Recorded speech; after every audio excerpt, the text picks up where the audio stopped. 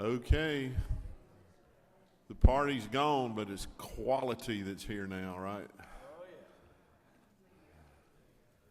Well, we are already late, and we'll probably continue to be late the rest of the day. So, Mr. Secretary, glad you're here. Welcome, and we will get right to work. Turn it over to you.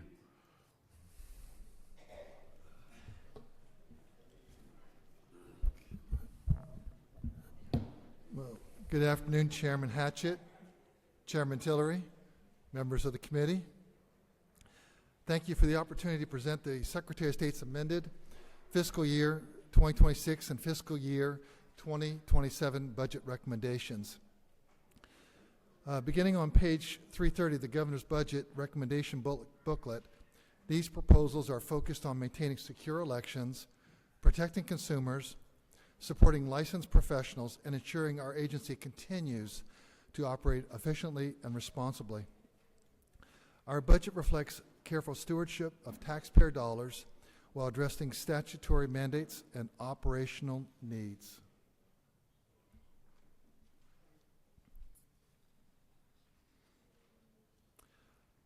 Slide 2 is on page 331. The Corporation Division plays a critical role in supporting entrepreneurs across the state and making Georgia more prosperous and affordable for all. In 2025, we processed 898,883 annual registrations with 1.4 million active entities on record, highlighting Georgia's leadership and successful business practices. We're expecting a substantial increase in those numbers within the next year. We serve the state by accepting filings, issuing corporate documents, and providing corporate access to business records. On slide 2 here, you'll see the only recommended change in AFY 26 is a one-time $2,000 supplement for full-time employees to remain competitive and recognize staff retention needs. There are no requested changes for FY 27, allowing the division to maintain consistent operations while continuing to serve Georgia's business community.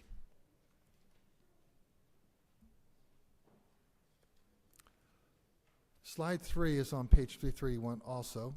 The Elections Division is responsible for administering Georgia's election laws and supporting voters, candidates, and local government statewide.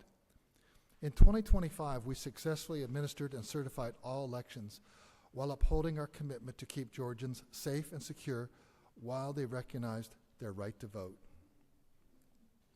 So much so that Fox News on election night on fall 2024 said that Georgia and Florida run the best elections in the entire country.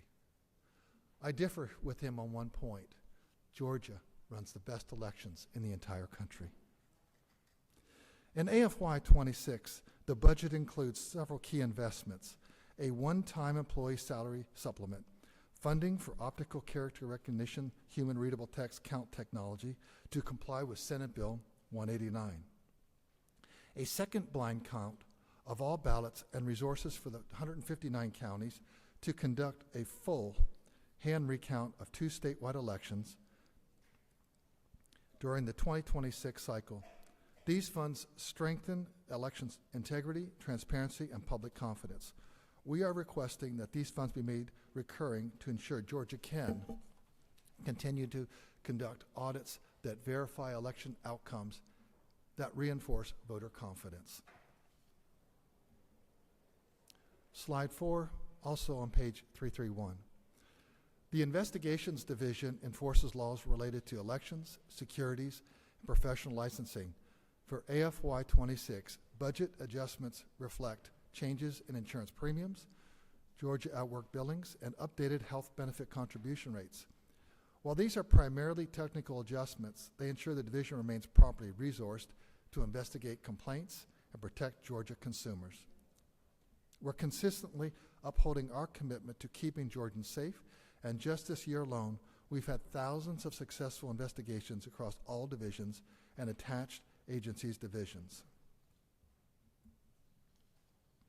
On slide 5, also on page 331, this discusses office administration, who provide essential support services across the entire agency. In AFY 26, the budget includes a one-time $2,000 salary supplement for full-time employees. This investment supports retention and recognizes the importance of administrative staff who ensure the agency operates smoothly. Slide 6 is the Professional Licensing Division, which protects public health and safety by supporting licensing boards across numerous professions. Our most recent update has been the online application tracker, giving our constituents access to streamlined timeline to view their application status 24/7. Additionally, we've reduced processing time for our constituents to receive nursing licenses, for example, by 62%, cutting the average processing time from 48 days down to 18 days, proving our office's efficiency and commitment to our healthcare professionals. In AFY 26, the budget includes a one-time salary supplement for employees who support licensing operations. This funding helps ensure timely processing, enforcement, and customer service for licensees and the public.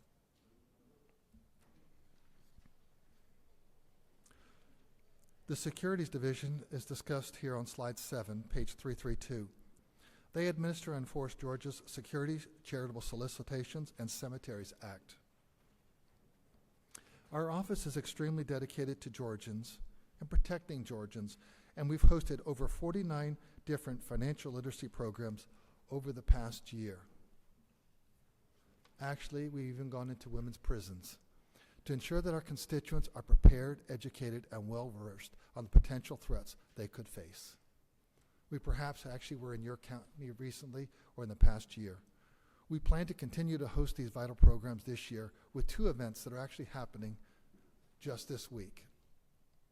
In AFY 26, the requested increase supports a one-time salary supplement for full-time employees. This ensures the division remains equipped to protect investors and prevent financial fraud. On slide 8, this discusses FY 27 recommendations. These adjustments largely reflect updated benefit and administrative cost changes, including retirement contributions, insurance premiums, and Georgia at Work billings. We also reflect savings from a reduced state health benefit plan contribution and the elimination of one-time precinct card mailing funds following the passage of Senate Bill 424. Overall, these adjustments ensure fiscal responsibility while sustaining core election operations. The FY recommendations continue these adjustments on slide 9, reflecting updated administrative and benefit cost. The overall reduction aligns with projected expenditures while preserving the division's ability to conduct investigations and enforcement actions statewide. Additionally, we are requesting $755,649 in funds for salaries to reflect similar law enforcement agencies and staff for our post-certified investigators. Slide 10 on page 333, the fiscal year 27 adjustment reflect routine changes in insurance premiums, telecommunications, and infrastructure rates, and Georgia at Work billings. These are partially offset by savings from reduced health benefit contribution rates. The goal is to maintain strong internal operations while remaining fiscally streamlined. On slide 11, relating to professional licensing, on page 333 and 334, the recommended changes for fiscal year 27 reflect updated administrative cost and a reduction in state health benefit contributions. These adjustments result in a net decrease while still allowing the division to meet its regulatory responsibilities and maintain a high level of customer service. On slide 12, relating to securities, on page 334, the FY 27 recommendations include routine adjustments for insurance, Georgia at Work billings, and reduced health benefit contribution rates. These changes result in a modest net reduction while preserving the division's ability to conduct examinations, investigations, and enforcement actions. In closing, Our AFY 26 and AFI and fiscal year 27 budget recommendations reflect a balanced approach, supporting our employees, meeting statutory obligations, strengthening election integrity, and protecting Georgia consumers, all while maintaining fiscal discipline. We appreciate your consideration and look forward to continue our work on behalf of the people of Georgia. With that, I would answer any questions the committee or members would have. Thank you. Thank you, Mr. Secretary. I have one or two questions. I noticed that you reported in, I think, fiscal year 25 that y'all had collected around 144 million in fees. Does that include the expedited charges that you collect for those fees? In the past, I don't think it has, but I'm just curious if it has. Do you have any idea? Yeah, that's included. It does include those? Mm-hmm. Okay, so all those expedited fees are then turned into the general fund that we then have the ability to That's part of our retained revenue. count. The General Assembly receives 100% of the standard corporation fee, and of the professional licensing fee. If we charge a licensee, say $100, we run the agency on about $33, and the other 65% goes back to the General Assembly. It goes back where? To the General Assembly. Okay. I just have an issue with all of our agencies that charge fees that we don't get to see. Well, So, we're running the corporations on zero taxpayer dollars. But you are. Okay. Senator Burns. Thank you, Mr. Chairman. Thank you, Mr. Secretary. It's good to see you today. Thanks for joining us. As we look at your request for $1.8 million for the text-based ballot scanning technology, can you share with me that whether that software will be used for tabulation or verification? That's actually used for verification. That's what we piloted back in the 2024 election. That's correct. Reading the human readable text, and this reflects the governor's budget of the 1.8 million and the $5 million that he put in there. Correct, and I support that and champion that. My point is, notice here this is for tabulation. Is that incorrect? It confirms the tabulation. Text-based ballot scanning technology for vote tabulation. Is it EAC certified for tabulation? On an election day, the poll workers will, obviously the voters, run their paper ballots, through the scanners, and the scanners record that with a QR code. Then post-election, we take those scanned images and we run that through and verify what those numbers are, the vote totals, race by race, and the totals, to verify the accuracy of the machine, the accuracy of the vote. So it's really as a check, It is to a the system. verification, is that correct? It's a verification All right, process. and you use the word QR code. I believe Senate Bill 189 does not allow for the use of the QR code after July 1st, 2026. Is that true? The system that we're using currently is available to be used until June 30th, 2026. Correct. Thank you. The last question in this line, what was the cost, the actual cost of providing that verification text-based scan in 2024? I will get the number for you, but it was in excess of the 1.8 million because there were setup costs. I believe the legislature at that time appropriated $5 million. Is that correct? Right, and it came in under that. And it came in under that substantially, I believe. Yes. So if you would please, I'd like to know what the actual cost was to utilize that technology in 2024. We'll send that to the chair. And we'll verify that it's a verification, not a tabulation. Is that correct? We'll send this information to the chairman and the members. Thank you, Mr. Secretary. I appreciate your service. Chairman Yurda. Thank you, Mr. Chairman. Thank you, Mr. Secretary, for being with us.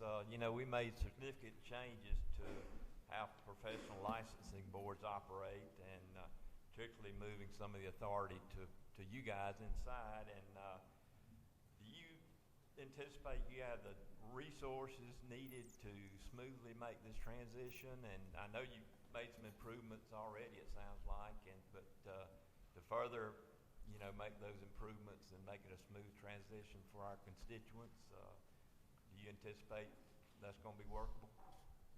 Well, restating that, you mentioned that how you've moved something to the professional licensing. Yeah. It's really the same as it's always been. Aren't some of those decisions made internally now by the authority itself? Oh, I see what you're talking about. Yeah. Right. That does expedite the approval of a license if you met all the qualifications, and that speeds things up. But the most important thing is really the technology upgrade. We've taken software. The old software was clunky, 2002 software. That's been replaced, fully implemented. And now you're seeing, like, for example, nurses, our largest group of licensed professionals, went from 48 days down to 18 days. And I'm happy to report our employees are dedicated, and now they're trying to reduce it even further. And I'm not going to stop them, because they're on a mission just to be more efficient and really serve, your constituents, our constituents across the state of Georgia. Thank you. Chairman Dolezal. Thank you, Mr. Chairman. Thank you, Mr. Secretary. I was just looking back through Senate Bill 189 to make sure my recollection was correct. So, and I want to just try to get down to a clear answer to the question that Chairman Burns was asking.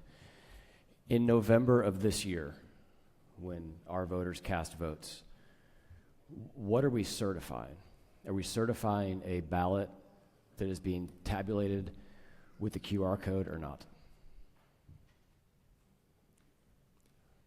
Well, the challenge that you have is the Senate, the General Assembly, has not funded a single dollar to upgrade the system.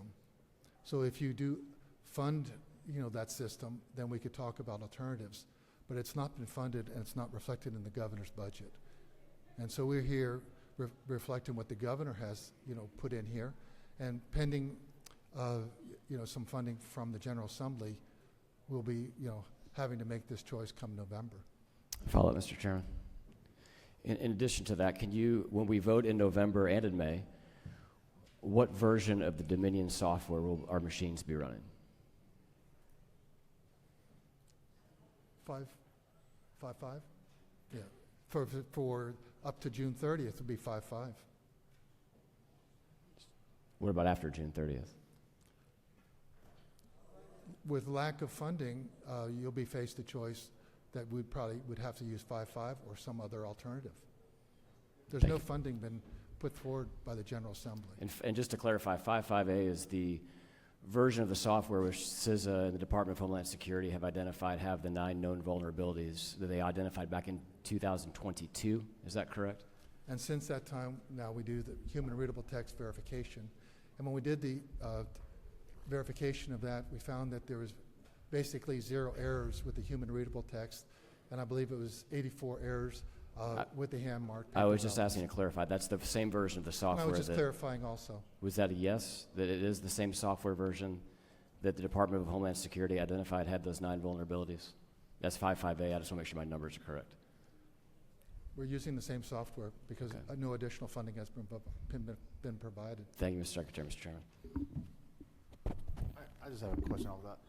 Mr. Secretary, the $5 million in the governor's budget, does that go for the hand recount then? That goes for the hand count of 2 statewide races. So it doesn't, I was under the impression the $5 million was going to be, we would be able to count all of them. No, this is just for 2 statewide races. If we were able to count all of them, would you not just be able to certify the hand count there? And that suffice to meet the Senate bill's request of not counting the QR code? No. Okay. Because you have about 16 to maybe 20 races on each ballot. Now you're just Right. looking at 2 races that are on that ballot. Right. And so really it's the economy of what it is. It's not like France or Germany or any of these other democracies which just have 1 race. We actually have, say, 15 different races on a ballot. What would be the incremental cost increase then to count all 16 over 2? Obviously, it's not going to be 8 times that amount. Could your office work on that number for us? We could take a look at it. Okay, thank you. Representative Donahue, did you have a question? You're like, okay. Chairman Watson. Thank you, Mr. Chairman. Mr. Secretary, we continue to receive complaints on the licensing side. That's one of the biggest constituent issues that I have in my district, and I know many others have had over the years. Could you just kind of update us on some of the things there? Do y'all track how many people apply on the professional side and just licenses in general?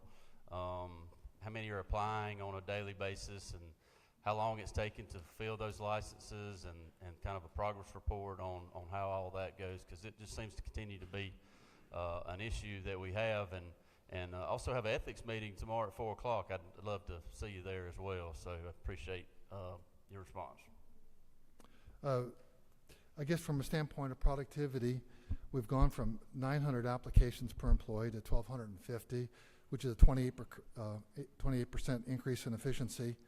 We also are up 67% more applications since 2018 with no increase in manpower. With the new software, we've taken, as I just used the nursing example, but I could pull up some other boards and send those over to you. But nursing gone from 48 days down to 18 days. But we now have a new online portal that went into place as an additional, further enhancement. We'll continue looking at how to enhance this to improve customer service.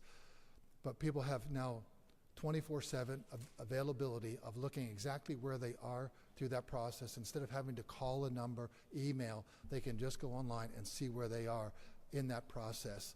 And that has just reduced the number of calls we had, and we've had thousands of people avail themselves of that service.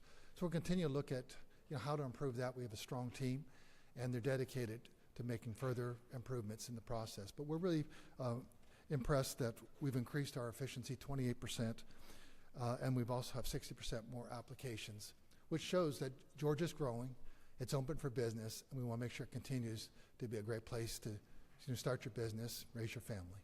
Thank you. Chairman Carpenter. Thank you. Is Liz here today? No? Hey! I'm just making sure. First of all, I want to thank you for all you do. I know I'm a pain in your side sometimes, so I appreciate your help. 2 things. First thing, do you guys have any kind of legislative suggestions on how to streamline the licensing process? Are there certain boards that need some attention to make sure that we're continuing to get these things churned out so Georgians can get to work, especially folks that move into our state that are qualified? And the second question is, could you guys put out some figures on how many volunteers and the cost to Georgia taxpayers if we went to paper ballots, hand counted?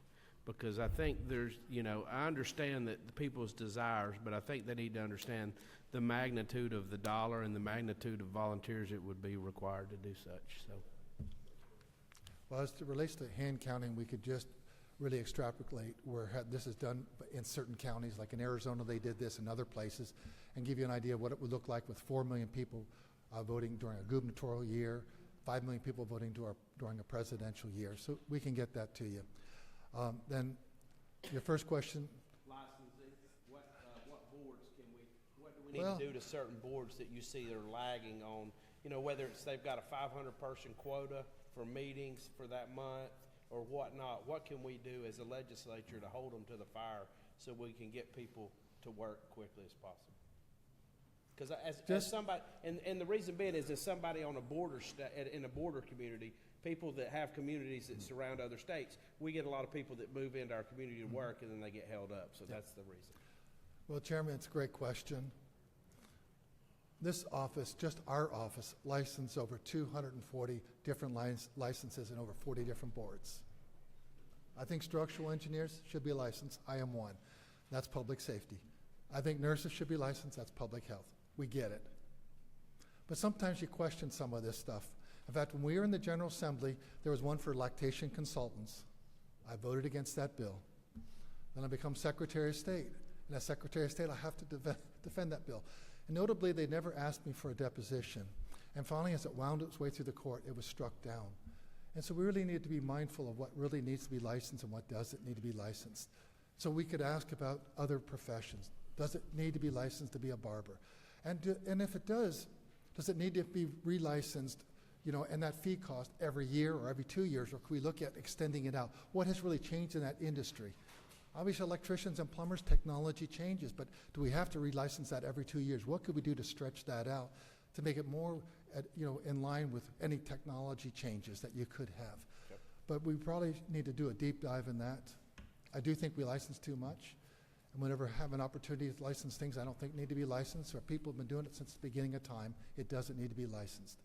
And so I support, I think what you're leaning is towards, that we want to make sure it's a friendly place to build a business and not over-regulate people. We need to cut red tape wherever we can, because government doesn't create jobs. If anything they can do is get in the way of creating a good paying job with entrepreneurs such as yourself.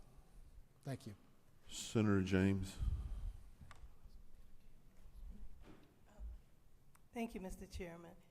Hello, Mr. Secretary of State.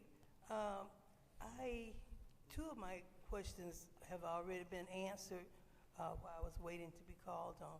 But it's one that you might think is petty, but I want to know, why is it that if we want to give Outstanding Georgia Citizen Awards to people in our district, we have to go to 10 or 15 for the whole year? And also with the, honorary Georgia citizens for diplomats who might come here. So why is it that, we need to pay something? Because clearly the paper couldn't cost that much. I Well, just need to know that question, but you answered the one about the elections and how many licenses do you give from the Secretary of State? You've just answered that. Thank you. Mm-hmm. That goes back to longstanding policy, and I don't know when that began. It may go back to Ben Fortson days, but when we had the office, but there was a limitation. It's really based also on our office. We only have so many folks, and if you look at, there's over 220 members, and so it's just really something to be manageable for the amount of staff that we have. But obviously, if you have additional folks, we'll take a look at it, but we just wanted to make sure that, we had some reasonable boundaries on it. But obviously, we want to be respectful of our senators and representatives, and if we need to expand that further, we'll gladly take a look at that for you. I hope you will look at it, because if someone dies in my community and I've already used 15, what am I going to tell them? Oh, wait till next year, and no, that won't work. So I don't understand why that many people don't use those. But I live in the metropolitan area, and for some reason, people think that that's the greatest honor that a Georgian can get, even posthumously, if they're dead. Well, thank you, and we'll look at it, I appreciate and it. I'll get back to you. Thank you. Representative Lim. Thank you, Mr. Chairman. New topic, securities. So I'm a securities attorney myself, and I know that states can play a really robust role in preventing fraud, particularly for seniors. I know that's been a cause for you. I also commend you for your AJC op-ed after First Liberty, promising to essentially put more towards securities investigations, the securities division. I'm not seeing that in this budget, and so I wanted an explanation for that, if possible. Primarily, we had a bill called Senate Bill 284 that did not pass on the 40th day last year, and we'd highly encourage to pass that one forward. And then additional, strengthening of the law. That came out before the whole First Liberty situation developed, but it gives protections to investors. Our recommendations that we are presenting are really the governor's recommendations. We were aligned on that. We always could use additional resources, but for the resources we have a robust team, and our securities team is recognized as one of the tops in the entire country. And so we work very diligently. Our people are diligent. They want to make sure they stamp out frauds, Ponzi schemes, and other illegal securities violations. And we'll continue to do that with the team we have. But it does take resources.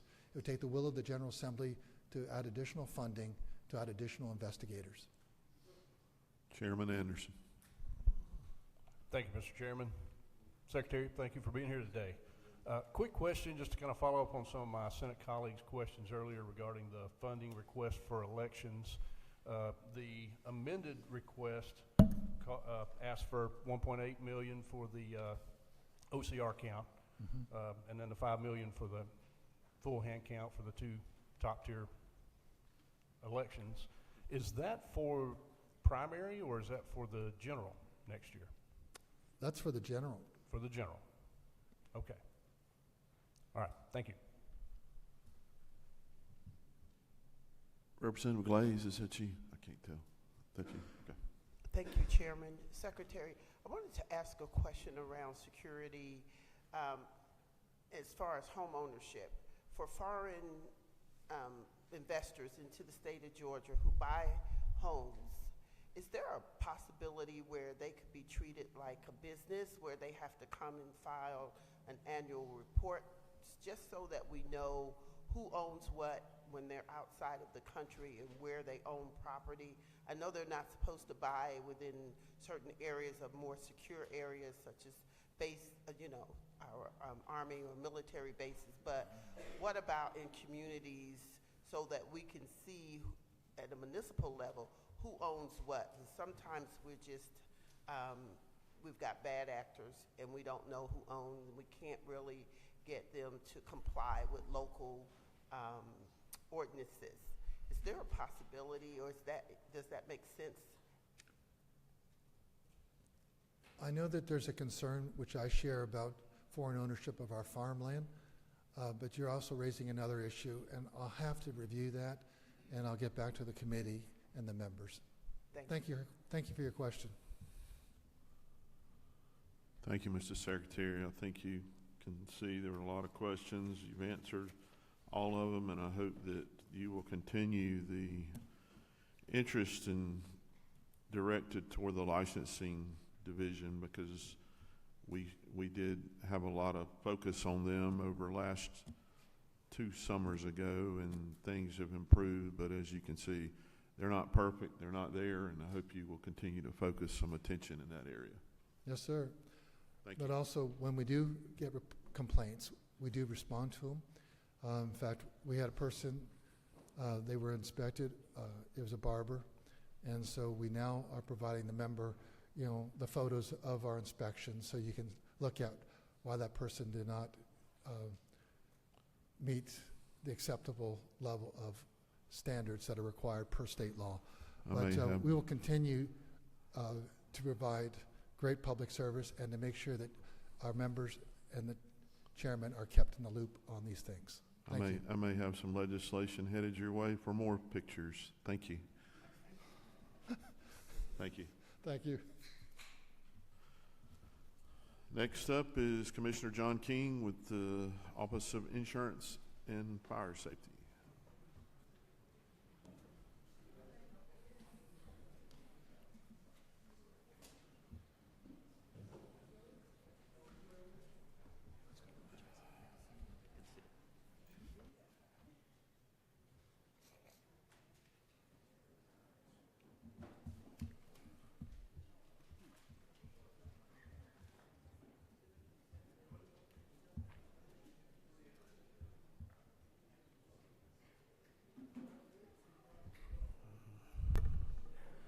All right, Commissioner.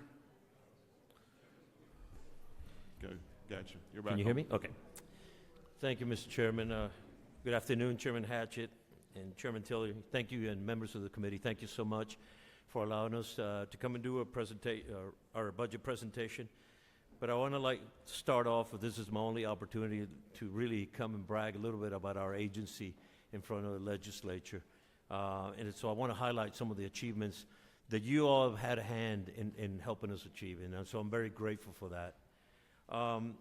First of all, this is a tough week for our agency. We lost Steve Manders, our Deputy Commissioner of Insurance, almost a 40-year veteran of this agency serving the state of Georgia. So, it's been a tough week for the team. But is an incredible individual that was passionate about serving Georgia, and we hope to continue his legacy in providing absolutely a top-notch service to the state of Georgia.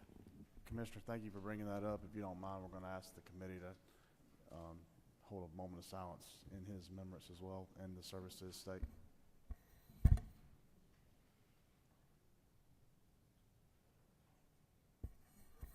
Thank you, Commissioner. Thank you so much. I would like to thank you all for this opportunity and to highlight what our agency has done to serve the people of Georgia every day.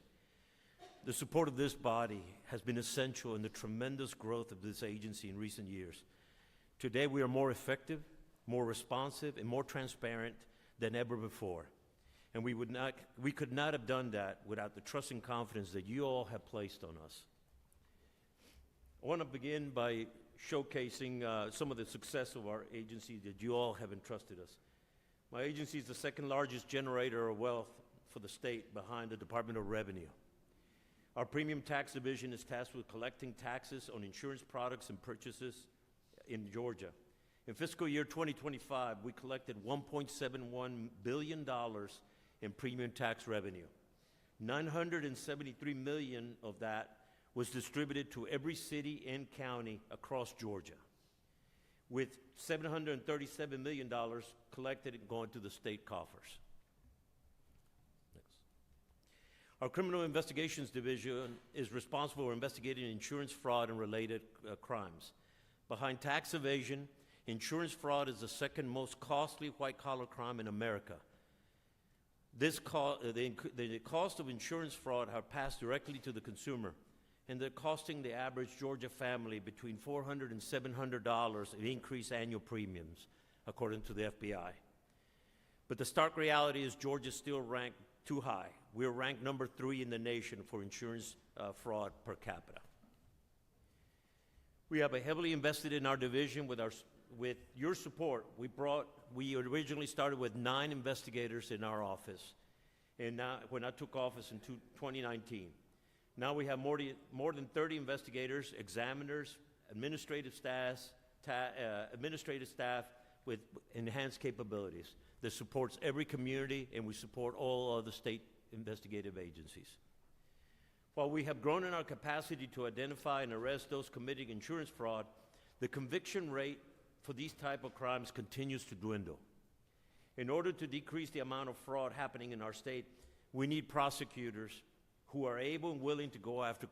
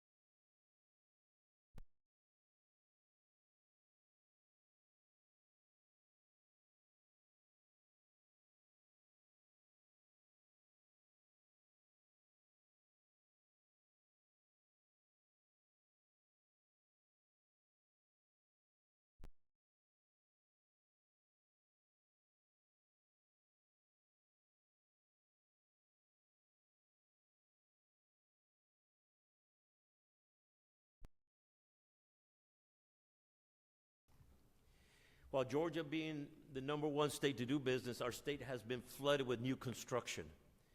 And anytime there's a new construction, like a new wing of a hospital, additional renovations to a church, or new stadium or public facility, our team is there to ensure that the safety of its occupants. With the reopening of the Rivian plant, for example, our office is taking steps to have personnel there at all times to ensure the production can ramp up to full speed as soon as possible, and ensuring the continued investment in our great state. We're continuing to actively recruit, train, and retain boiler, elevator, amusement, and manufacturing housing inspectors, who are a critical part of the safety and occupation of our state. When I first took office, we only had 40% of the elevator inspections were completed across the state.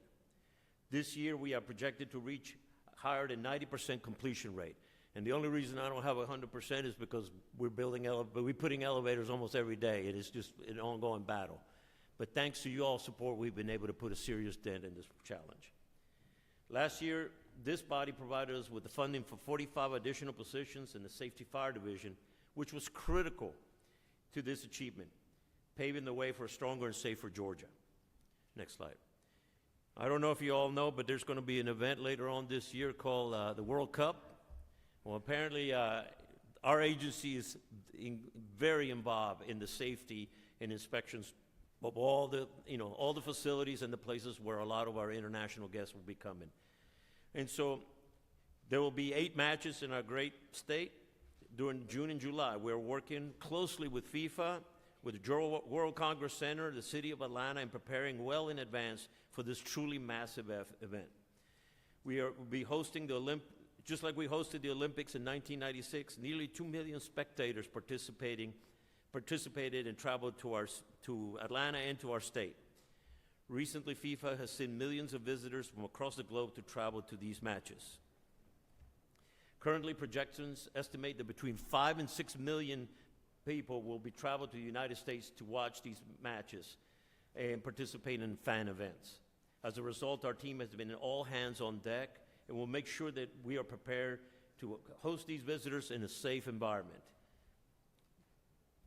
In support of this responsibility, the office will enforce all applicable state of Georgia life safety codes, along with other relevant state-approved fire, building, and safety codes and standards. This includes comprehensive plan reviews, permitting, and on-site inspection of activities to verify compliance with the requirements over occupant, safety, fire protection systems, means of safe egress, and crowd management. Emergency preparedness and active crowd and facility monitoring during these events. Our law enforcement officers in the office will provide support to the inspection operations and regular enforcement and active crowd monitoring through these events. Their presence will enhance situational awareness, support compliance efforts, and contribute in maintaining a safe environment for all participants.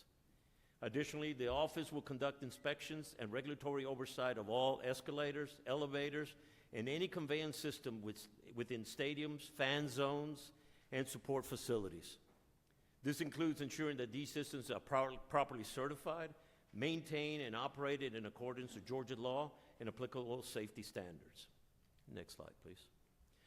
Georgia Reinsurance Program provides the financial support for the health of insurers, helping them cover the cost of enrollees with high medical expenses without passing the burden on to consumers in the form of higher premiums.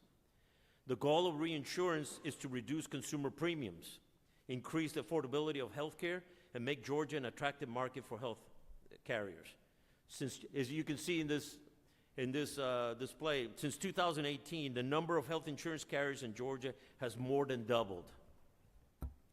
We now have 10 health insurance companies competing across our state, giving Georgians more control over the health care than ever before and allowing the free market principles to drive the cost for the average Georgian. The average premiums decreased by 12.4%, and in some of our rural areas, we've seen drops up to 30% decrease in premium savings. Next, to Georgia Access. Last year, Georgia Access launched a state official health insurance marketplace. And I'm glad to report that our platform has outperformed nearly every other exchange across the nation, and including the federal government. The first of its kind, Georgia Access partners directly with enhanced direct enrollment entities to sign up consumers for health coverage. The EDEs are web brokers that offer enrollment in all available plans across insurance companies, an insurance company that offers enrollment in their own plans. This year, over 1.3 million Georgians signed up for health insurance coverage. Over 191,000 of these consumers did not previously have health insurance coverage in the exchange. And during open enrollment, our call center answered over 433,000 calls for assistance. We average over 5,000 calls every day, helping people get coverage. 70% of those consumers utilize enhanced direct enrollment. And and this is something that I really want to brag on our agents selling health insurance coverage. 80% of those who received assistance were assisted by a Georgia licensed insurance agent across the state of Georgia.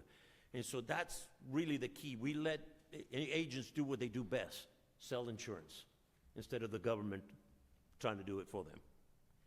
So in a year where consumers saw a lot of change in healthcare landscape, I'm proud that our team and our state is helping consumers each step of the way and enroll for coverage. As you can imagine, this is a very complex year. We're still reeling from some of the failures in Washington, D.C. And unfortunately, as state leaders, we end up having to pick up and clean up the mess, as usual. Now the easy part, Chairman. Now that I'd like to discuss our agency's budget request before opening up to any questions you all may have. First, I am not requesting any additional changes to the amended fiscal year 2026. I know every constitutional officer comes here and asks you for more money. I'm not asking for more money. It's just continue giving me the flexibility to use the budget that you've given me and be able to provide those priorities. For amended fiscal year 2026, we only have two major items to report. First, we're giving back the state funds in two programs, nearly $2.6 million for administration and $582,000 for enforcement, for a total return of over $3 million. This return of state funds is a result of our increased other funds that you will see in the insurance regulation program. We also ask that you continue to support our reinsurance program, because that's the key to keeping these insurance rates flat or decreased across the state of Georgia. We're asking for a continued support of the reinsurance program in the amount of $120 million. User fees continue to support the reinsurance, with $82 million going to this program. And the claims have increased from prior years by about 43% of medical expenses have increased. For fiscal year 2027 budget request, we are asking for the same items: the removal of the $3 million in state funds for administration and enforcement for an increase in appointment fees, and also the continued support of the reinsurance program in the amount of $146 million. You will notice a $25 million difference between these 2 years. That's because 2026 claim year experience was slightly lower than expected. So we're able to return that money back to the general fund. And so with that, I would like to open to any questions that you all may have on this or any other topic. Thank you so much for the opportunity to provide this information to you all. Thank you, Commissioner King. First question is Senator Kirkpatrick. Thank you, Commissioner. Great to see you. You know, we pass laws over here and then we hand them over to you, those of us who do insurance work, for enforcement. And so I just want to tell you how much we appreciate the recent action that you took on the parity issue that we've worked on for several years, where there are people who are not following the laws that we pass. So appreciate that. Have you got everything you need staff-wise to continue that work? Yes, ma'am. Yes, Madam Chairwoman. It is the challenge that we have is that a lot of people don't understand the process, and it's a very methodical and careful process. Because if we take a misstep, I'll end up in Fulton County Court on appeals that will take even longer to get. You know, I see my role as the old Atlanta police officer that I was when I first started in law enforcement. I direct traffic, I direct commerce. You all give me the tools. When a company breaks the rules, we pull them over, we issue them a citation, we give them a corrective action, and we get them back on the road. Now, if they don't pay attention to that, the pain will increase. And I appreciate the support that you all have given me the tools. But these investigations take a minimum of 12 months. Because we go through every line of insurance, we go through all their emails, we have actuarial, and, you know, folks go through every one of these. And it's not as quick as I would like it. And my team will tell you I'm one of the most impatient persons that they have to work with, because I want results. I want to be able to show the people of the state of Georgia that the insurance commissioner's office has got their eye on the ball. And so I appreciate the opportunity, and we will continue watching this carefully. You all spoke very loudly. You passed this bill unanimously. And there's not very many bills get passed unanimously in this state. But you all gave me a charge that, and it's very clear, insurance companies got to follow the law, or else we're gonna increase the pain. Thank you. Representative Yurda. Thank you, Mr. Chairman. Thank you, Mr. Commissioner, for being here with us today. I appreciate the job you do. With recent funds being approved for plan reviewers and other positions dealing with construction-related inspections, has the agency seen any notable improvement in inspection backlogs?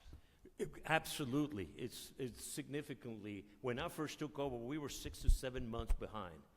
And in this day, and when time and materials can crush any construction project going on, we've now sped up. We're now in a matter of a week or two, and we also offer the opportunity for major projects that want to accelerate, that they can pay an expediting fee, and we'll ship that work to a contract. And you all made the suggestion that I look at contracting solution instead of increasing the amount of staff. So we look at contracting solutions to be able to speed up the so we're in great shape.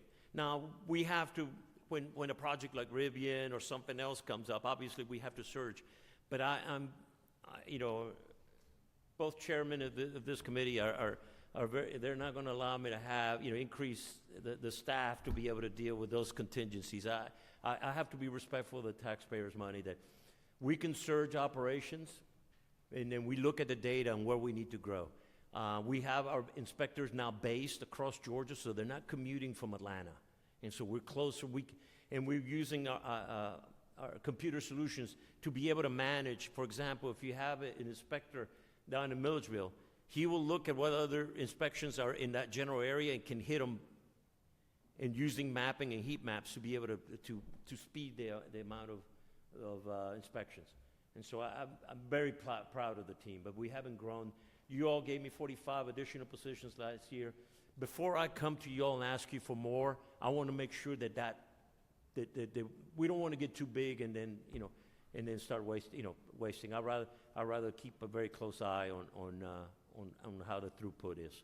But we're holding our own. So thank you. Representative Lim. I just had good to see you, Commissioner. There you go. Sorry, I didn't see you back there. I had a factual question. The 14,000 insurance fraud complaints that you mentioned earlier is quite staggering. And I'd asked the Secretary of State earlier about a fraud question, so I'm obviously interested in this. Representative Lim, yes, can you speak up just a little? Yes. I know you're soft-spoken, but thank you. Yes, thank you, Chairman. So the 14,000 figure regarding insurance fraud, one, is that across all types of insurance? All lines of insurance, yes, sir. Okay, second is, who are these actors? Do you have any idea who they are? You name it. It runs a gamut. It's not just, sometimes it's consumers, it's sometimes organized criminal groups that stage, for example, accidents. And people who are participating in this kind of fraud don't just do insurance fraud. They do workers' comp fraud, they do insurance fraud, they do banking fraud, romance scams. I will assure you, GBI and your law enforcement agencies have arrested all the dumb criminals. We're now dealing with PhD level quality. These are very complex, tough cases. And as you can imagine, a district attorney, we're presenting quality cases, but the district attorney's offices are overwhelmed, and so they're having to choose: do I prosecute a violent crime, or do we prosecute an insurance fraud scheme that is very complicated, is tough to explain to a jury? That's what instead of just whining about a problem, I want to be able to go and help those district attorney's office with additional resources, with some of our attorneys to help them prosecute so we can make a dent on it. We're number 3 in the nation, and I'm not satisfied with it. Neither should you. And thank you. That's why I'm asking these questions. We just want to know more, obviously. And so to that point, the third and last part of the question is, of those 14,000, how many have been successfully prosecuted, landing in some sort of conviction for the fraudulent actions? It's quite disappointing, sir. We're presenting cases across the state of Georgia, and many of them, district attorney's office, please do not take my comments as just bashing the district attorney's office. I used to be a chief of police. I know that they don't have any good, easy solutions. And it'd be easy for me to hear just come and whine that the district attorney of this county is not prosecuting. That would not be a fair criticism. My job is, if I'm going to present a problem, I need to offer viable solutions. And I have a great relationship with district attorneys across the state. I mean, I've been in law enforcement 31 years. And so our rates is pretty low. I mean, we presenting cases, then they get non-prosecuted, or when they get prosecuted, a lot of times, they get minimum sentences. If we're going to truly create a deterrent, we got to make this type of criminal activity really sting. And the victims of these crimes are usually our seniors. Every time we have a major storm, every storm that we've had, our agents deploy. We work closely with the sheriffs, police chiefs, and district attorneys, because the fraudsters follow these storms. Every tornado, every wind storm we have, the fraud follows. And so we're deploying now. We're not waiting for the fraud to come to us. We're going out there to try to stop it before it occurs. And so we're number 3, sir, and I'm not going to make any excuses. We got to do better in this. And my logjam is getting prosecutions at the district attorney's office. Representative Campbell. Thank you, Chairman. Thank you, Commissioner King. I have 2 questions. One, when you talked about, well, first let me back up and say thank you. Your office has been very reactive quickly in terms of getting information. But I have a factual question about the slide for the reinsurance and the point about the reduction in premiums. Yes. I have so many constituents who are reaching out to me to say the exact opposite, that they are seeing skyrocketing premiums. And it was my understanding that specifically for the ACA premium increases, the average increase was well into the double digits, not a decrease. So can you clarify this point? And Yes. then, Yes, ma'am. We're talking 2 different things. The reinsurance pool covers, if you So look this at the is slide with 2008, just reinsurance. It covers only reinsurance.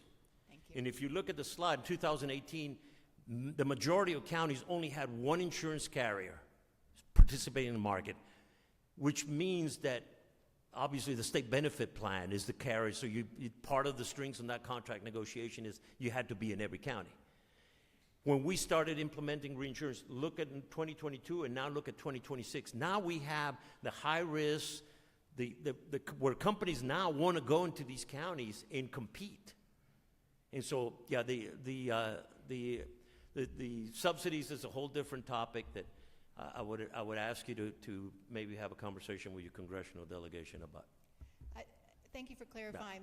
I just want to clarify, this stat is not health insurance premiums decreasing. This is specific to reinsurance. And then the related question is on the next page, where you talk about the dramatic increase in coverage on access, which Yes. was very positive. But can you clarify the percentage of those that probably were impacted by the ACA tax credits, and what you might be doing to serve our constituents as we're getting these 20, 30, 40% rate increases year after year?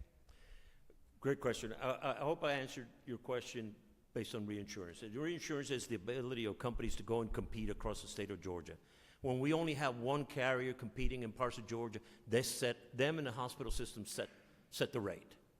And you all giving me a lot of authority, but you haven't given me the authority to set, what rates are applied or not. I don't have that authority. I can accept them, I can slow them down, but ultimately, if the market is competitive, a lot of people think I'm the czar of insurance rates. And I guess my job is to be the blame catcher for insurance rates. I get it. That's why I'm a constitutional officer.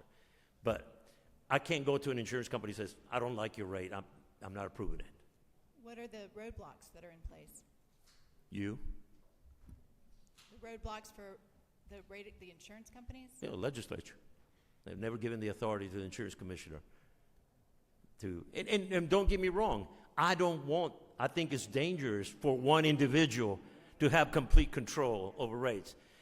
We can only go back to the history of the insurance commissioners in Georgia and how many of them have gone to prison, that I would temper that. But don't get me wrong, I have a lot of tools to be able to deal with that and have an influence. But please don't think that I'm the czar of insurance rates, because you've never given me that authority. No insurance commissioner has had that authority. Just want to make sure. Can we go back to the other slide on I think that is a good place to end. Mr. Commissioner, you have answered all the questions. We can sit down and talk You have later. answered all the questions. Thank you, The Commissioner chairman's King. just happy that I'm not asking for more money. Thank you very much, Chairman and members of this committee. I appreciate the opportunity to present to y'all today. Thank you, Commissioner King.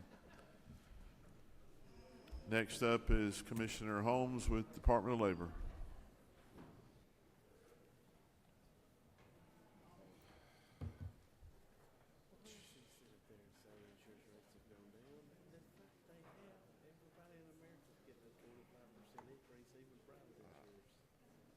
The thing is, when I had my cleaners 20 years ago, I was getting 30% increases every year, and none of this shit was in place. You know, the insurance companies are just ruthless, greedy son of bitches, destroying our country in a disguise that they're helping. You're absolutely right. Huh?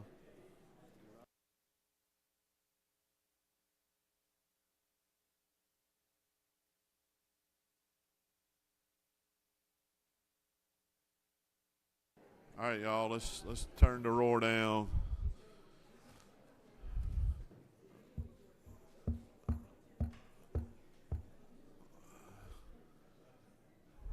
Commissioner Holmes, thank you for being here, and turn it over to you.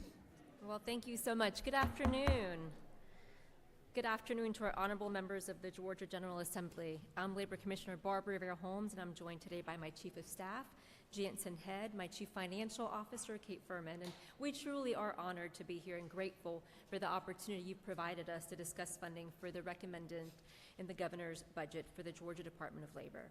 On behalf of our entire team, I do thank you for your partnership and for the state funding that you have entrusted to our agency, because your support allows us to deliver mission-critical services to the Georgians who need them most. That investment is powering the largest unemployment insurance modernization in state history. Government should meet the urgency of the people it serves, and as a part of this agency-wide transformation, we're replacing a system from the 1980s with technology that will help Georgians faster, safeguard taxpayer dollars from fraud, and eliminate the technical bottlenecks that have long impacted workers and employers alike. Migration to this new system will begin toward the end of 2026, and to say that we're excited about this would be a significant understatement. This afternoon, I will walk you through our new strategic plan, the governor's budget recommendations for amended fiscal year 2026 and fiscal year 2027, and provide you an update on the agency transformation and the Unemployment Insurance Trust Fund. Let's start with the foundation of our work, our strategic plan. Since taking office, I have met with workers, employers, and community leaders across your districts, and their message is clear. A strong Georgia depends on a labor department that moves at the speed of business and delivers measurable results. The Georgia Department of Labor is rising to meet that challenge by evolving into an organization that is forward-thinking, future-focused, and resilient. And that is why we recently launched our comprehensive strategic plan, The Future of GDOL, a bold transformation. This plan is built on 4 pillars: customer-centric transformation, empowering talent and leadership, modernization and operational excellence, and strategic influence and partnerships. Together, these pillars align directly with labor's budget priorities and reinforce legislative initiatives that expand opportunity, strengthen our workforce, and fuel Georgia's continued economic growth. To achieve the goals outlined in our strategic plan, the governor's budget provides targeted funding to support our employees and key initiatives, totaling $3.26 million for amended fiscal year 2026. Starting on page 250 of the governor's budget report, there's a total increase of $1,563,078 to provide a one-time salary supplement of $2,000 for full-time regular employees throughout the agency. The next item, which is line 2 under departmental administration, is an increase of $611,661 to cover rent for the Athens and Thomasville Career Centers while we work with the State Properties Commission to fill recently vacated space. The Athens and Thomasville Career Centers operate under bonded leases, requiring that GDOL remain until the bond obligations are fully satisfied. These centers co-host location partners, so we split and share operating costs among the partners. But when a partner departs, GDOL's share of costs increases until the vacated space is reoccupied. That recommended funds will enable GDOL to manage these additional expenses while working with the State Properties Commission to secure new partners to assume this space. Line 3 under departmental administration recommends an increase of $1,090,000 to replace aging laptops across the agency through the Georgia Technology Authority's end-user computer services. The agency's outdated inventory of laptops and hardware is impeding our daily operations. Most of Labor's laptops were purchased at the onset of the pandemic and have now surpassed the recommended 3 to 5 year life cycle, resulting in rising hardware failures and increased downtime. This funding will allow GTA to replace and maintain laptops, ensuring they remain modern, reliable, and effective in the years to come. Looking ahead, fiscal year 2027 recommendations build on these recent investments and position the agency for stronger performance and accountability with $3.4 million in funding. The budget, however, first addresses statewide adjustments. Starting with fiscal year 2027 on page 250 of the governor's budget report, there's a total reduction of $315,813 for statewide adjustments in fiscal year 2027. These adjustments account for statewide changes in telecommunications and infrastructure billings with the Georgia Technology Authority, Georgia at Work billings, and a lower employer contribution rate for the state health benefit plan within our administration and unemployment insurance programs. Additionally, line 4 under departmental administration reflects a reduction of $62,700 to remove one-time funds previously allocated in the FY 2026 budget for staff training, which was successfully implemented this fall. Starting on page 251 of the governor's budget report, the next recommendations provide funding for critical positions needed to support unemployment insurance program activities. Line 2 recommends an increase of $1,642,557 to fund 20 additional positions dedicated to the collection of unemployment insurance contributions. We know that understaffing costs Georgia millions. With only 36 collection agents, GDOL recovered just 11% of $288 million in delinquent employer payments, leaving major regions such as Metro Atlanta underserved. And so a strategic investment pays off. Adding 20 collection agents at a cost of $1.6 million is projected to generate $11.3 million in recovered payments, penalties, and interest, and this would then be a direct infusion into the state treasury. So the math is clear. Funding additional collection agents delivers a strong return on investment, it strengthens Georgia's fiscal health, and it ensures that employers meet their obligations. In alignment with the agency's strategic plan, Line 3 recommends funding of $1,059,178 to support 15 additional customer service representatives who will assist Georgians with inquiries related to UI claims, appeals, employer UI contributions, and other critical services. Let me give you a little data. Our average call time is approximately 5 minutes and 28 seconds. Our call abandonment rate is more than 30%. And our current staffing is 27 employees, of which 13 are time limited. And they are handling upwards of 14,000 incoming calls every week.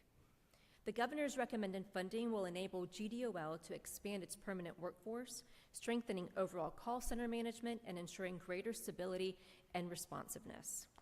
And in particular, the additional staff will provide critical support ahead of the UI Inspire system launch, which is expected to temporarily increase call volumes as customers adapt to the new platform.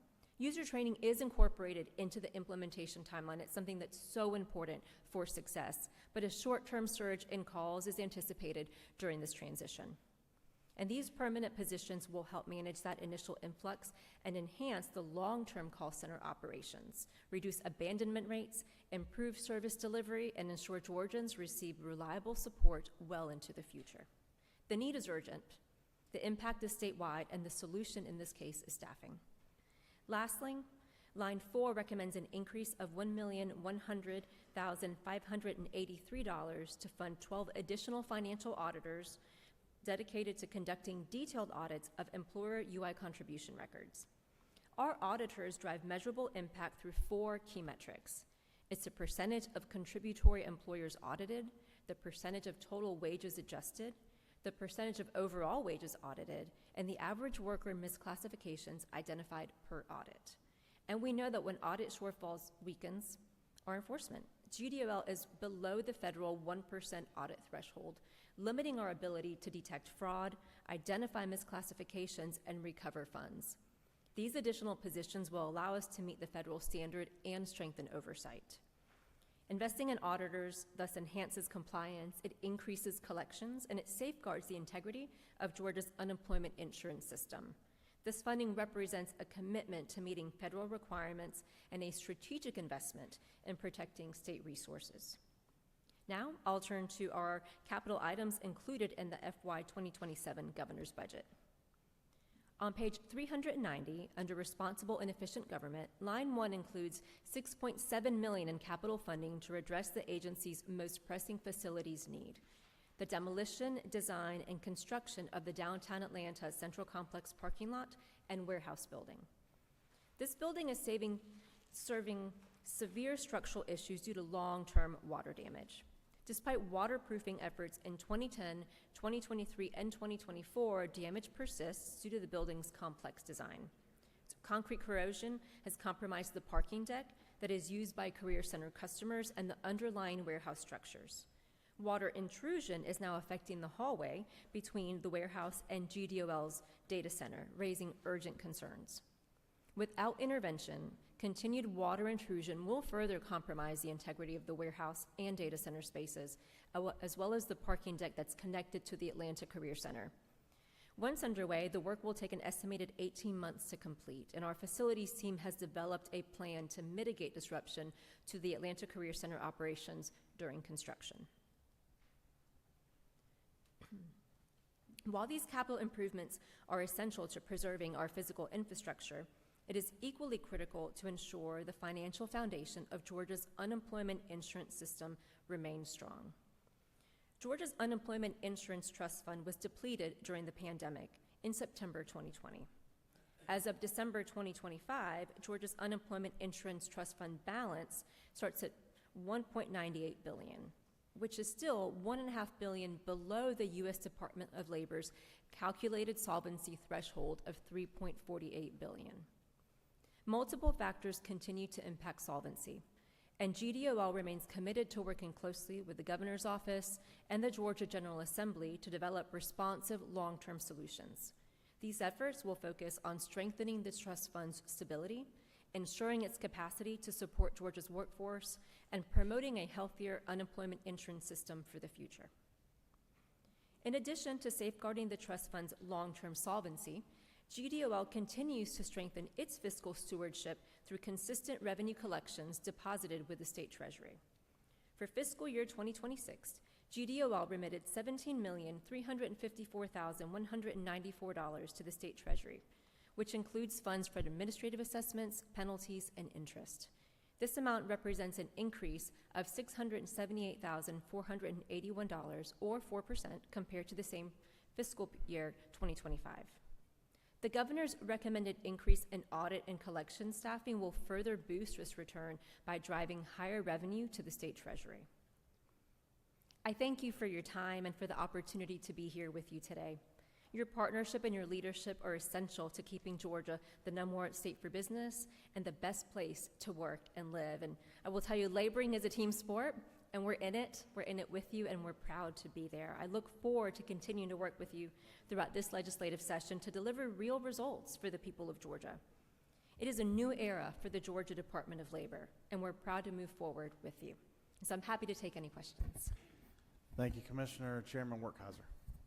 Thank you, thank you, Chairman. Commissioner, thank you so much for what you've done. When you came in very quickly, you didn't just come in and keep the agency rolling. You came in with a very aggressive vision that you're already implementing. Two things. The experience on the Inspire system. Talk just real shortly about the experience for the employer and the employee with the new system. Absolutely. So it's, can I get a water, please? Thank you. So the UI system, really for us and for Georgians, represents a once-in-a-generation overhaul. It's a platform built in the 1980s. It was never designed for today's volume, for its complexity, or the cybersecurity needs that we have.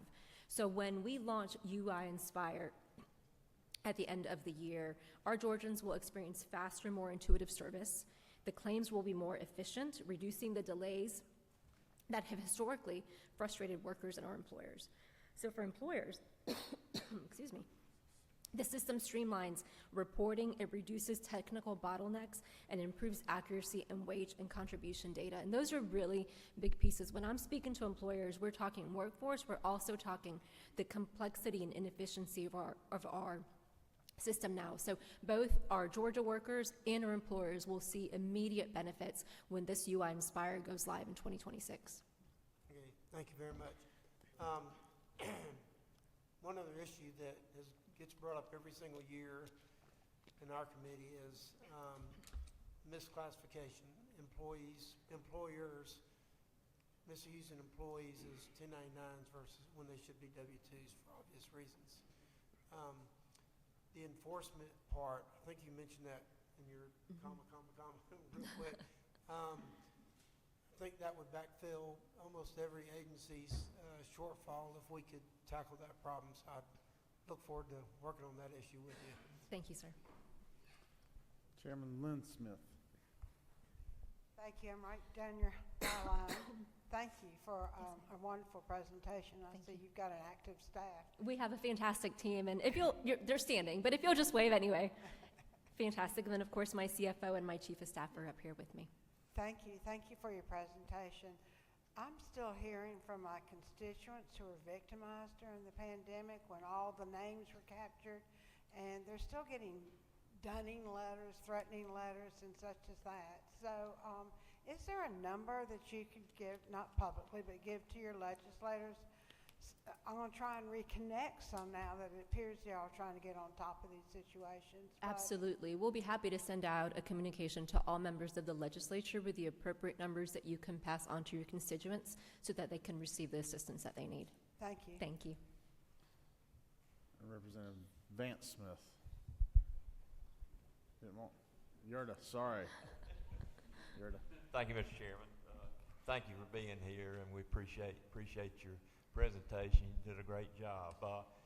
You know, you touched on the Unemployment Insurance Trust Fund and the problems with that, and I know in the governor's recommendation to have additional financial auditors, what are some other potential means to shore up that fund?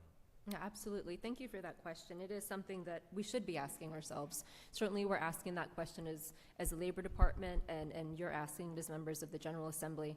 And there are several strategies that could help with Georgia's UI Trust Fund, and we're, again, engaging in conversations with members of the Assembly as well as the Governor's Office. So I'll go through a few considerations, and then we'll continue to work with you. So one is to redirect the administrative assessment. So that, allowing the statutory authority to collect the administrative assessment from employers to lapse, that would redirect about $20 million annually from the straight treasury directly to the UI Trust Fund. So that's one option. You could also establish a waiting week period. And so 42 states right now require a 1-week waiting period before claimants can receive benefits. Georgia, however, issues 2 weeks of benefits in the first payment. And so if you institute that waiting week, it reduces the initial payment to 1 week. It does create a cost saving equal to 1 week of benefits. And what we know from our data is that the average claimant relies on UI benefits for 8 weeks. They can receive up to 14 weeks, but they're waiting, they typically use 8 weeks. And so many will secure employment before that 21-day processing period. So when you have the waiting week, you do create a savings. You could appropriate state funds into the UI trust fund. Some states, such as Texas, have directed state funds into their UI trust fund to accelerate solvency. And you could adjust the taxable wage base. This is not what we're recommending, but it is one of the methods that you could consider. So again, increasing the taxable wage base is used by other states. It is not our recommendation. However, just so that you do know, Georgia's current taxable wage base is $9,500 per employee. And it's the lowest among the 8 southeastern states. The lowest is Florida. The highest is North Carolina at $32,600. So it's something to be considered. I'll also just note that maintaining one of the nation's lowest taxable wage bases supports Georgia's standing as the #1 state for business and for talent and helps keep us competitive. So those are some options that could be explored. Certainly we are open to exploring other avenues as well, but I appreciate the question. It is a pressing matter for our agency, and certainly I know that it is for the legislature as well. Yes, sir. Thank you, Commissioner Holmes. Colleagues, I first met her over the summer, and I must tell you, it's just a breath of fresh air when you have a new person come in, they put their arms around it, they see what they need, and they actually have a plan of what to do. So thank you, Commissioner. It's my pleasure. Those who know me know that I like a plan. I like to work the plan, and I will deliver on the plan, so I appreciate that. Thank you. That's it. Okay, well, thank you so much for the opportunity, and again, it's a team sport, and we're delighted to be working with you. Next up is Commissioner Frank O'Connell, Department of Revenue.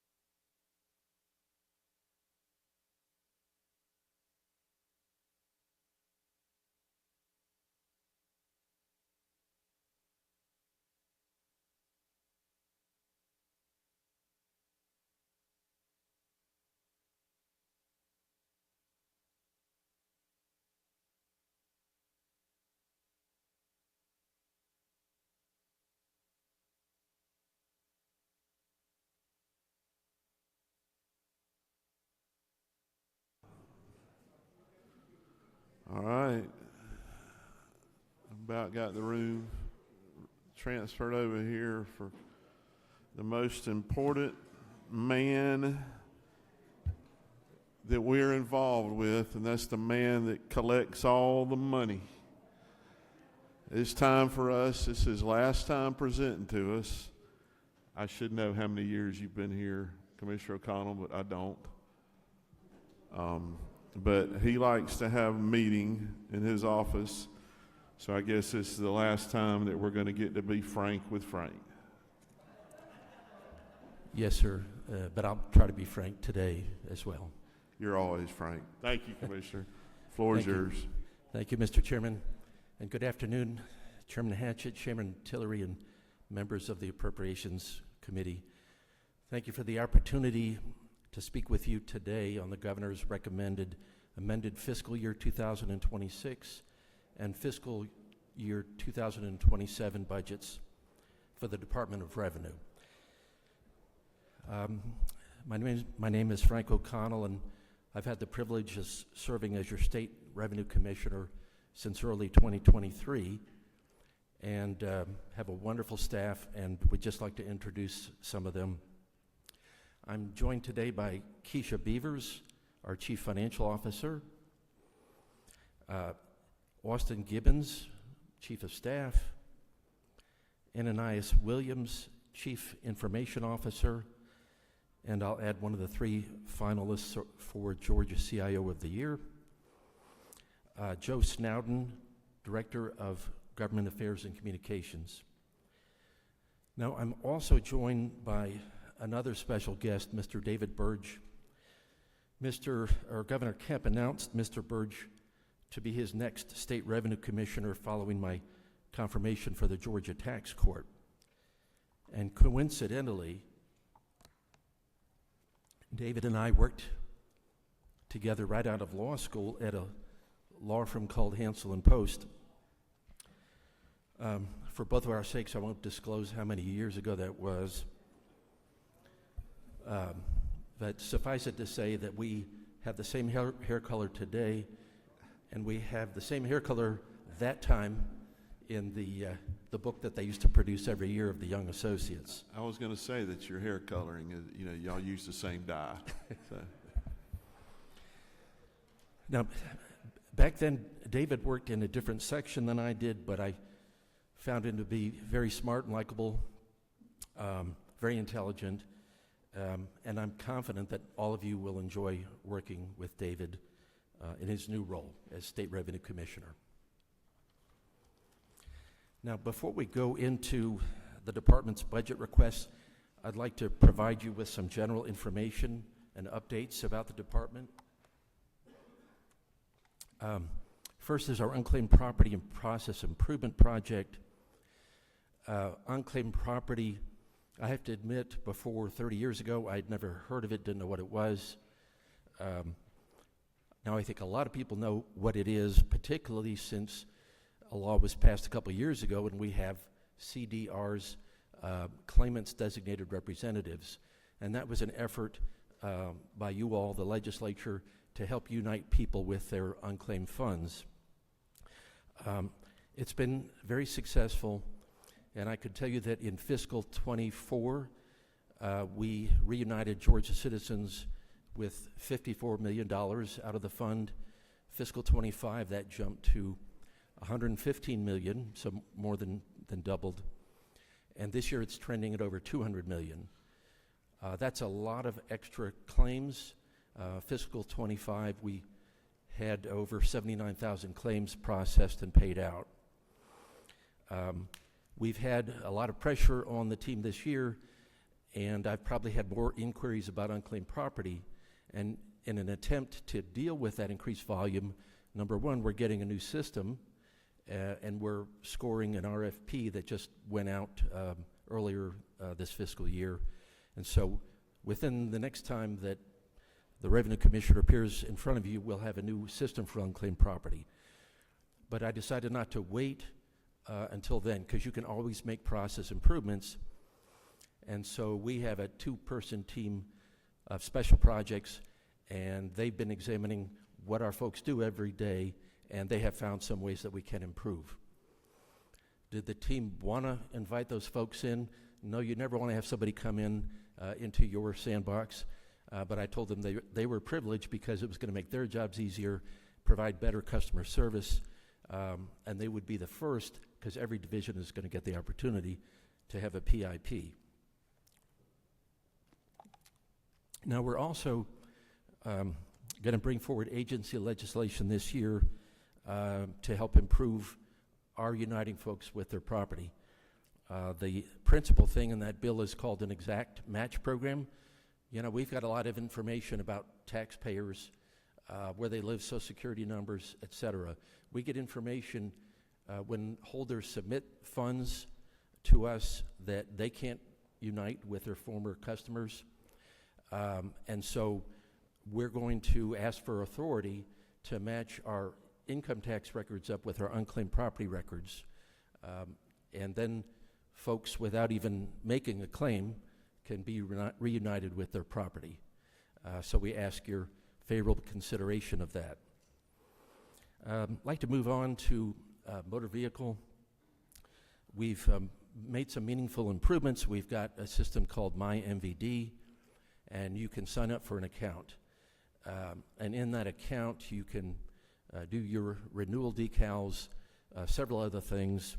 One thing that resonated with local folks who are our agents and staff all the county offices was an ability to get a replacement title. Folks used to have to come down to the county offices and present some documents and get their replacement title. But if you live at the same place, same owner, a lot of the information is the same, we can do it online and get you your replacement title within a few days, and you don't have to go anywhere. And I know that because I've used it myself for a title I couldn't quite locate, but I had a new one within about 3 or 4 days. So we're proud of that. Moving into alcohol and tobacco regulation. A few years ago, we updated the alcohol regulations from A to Z. We're going to update all the tobacco regulations, and we're going to modernize the way that we distribute tax stamps. And that's how tobacco dealers pay their fees, is through the tobacco stamps. Up to now, we've had to have an inventory, manage that inventory, send out tobacco stamps, and now we've issued an RFP.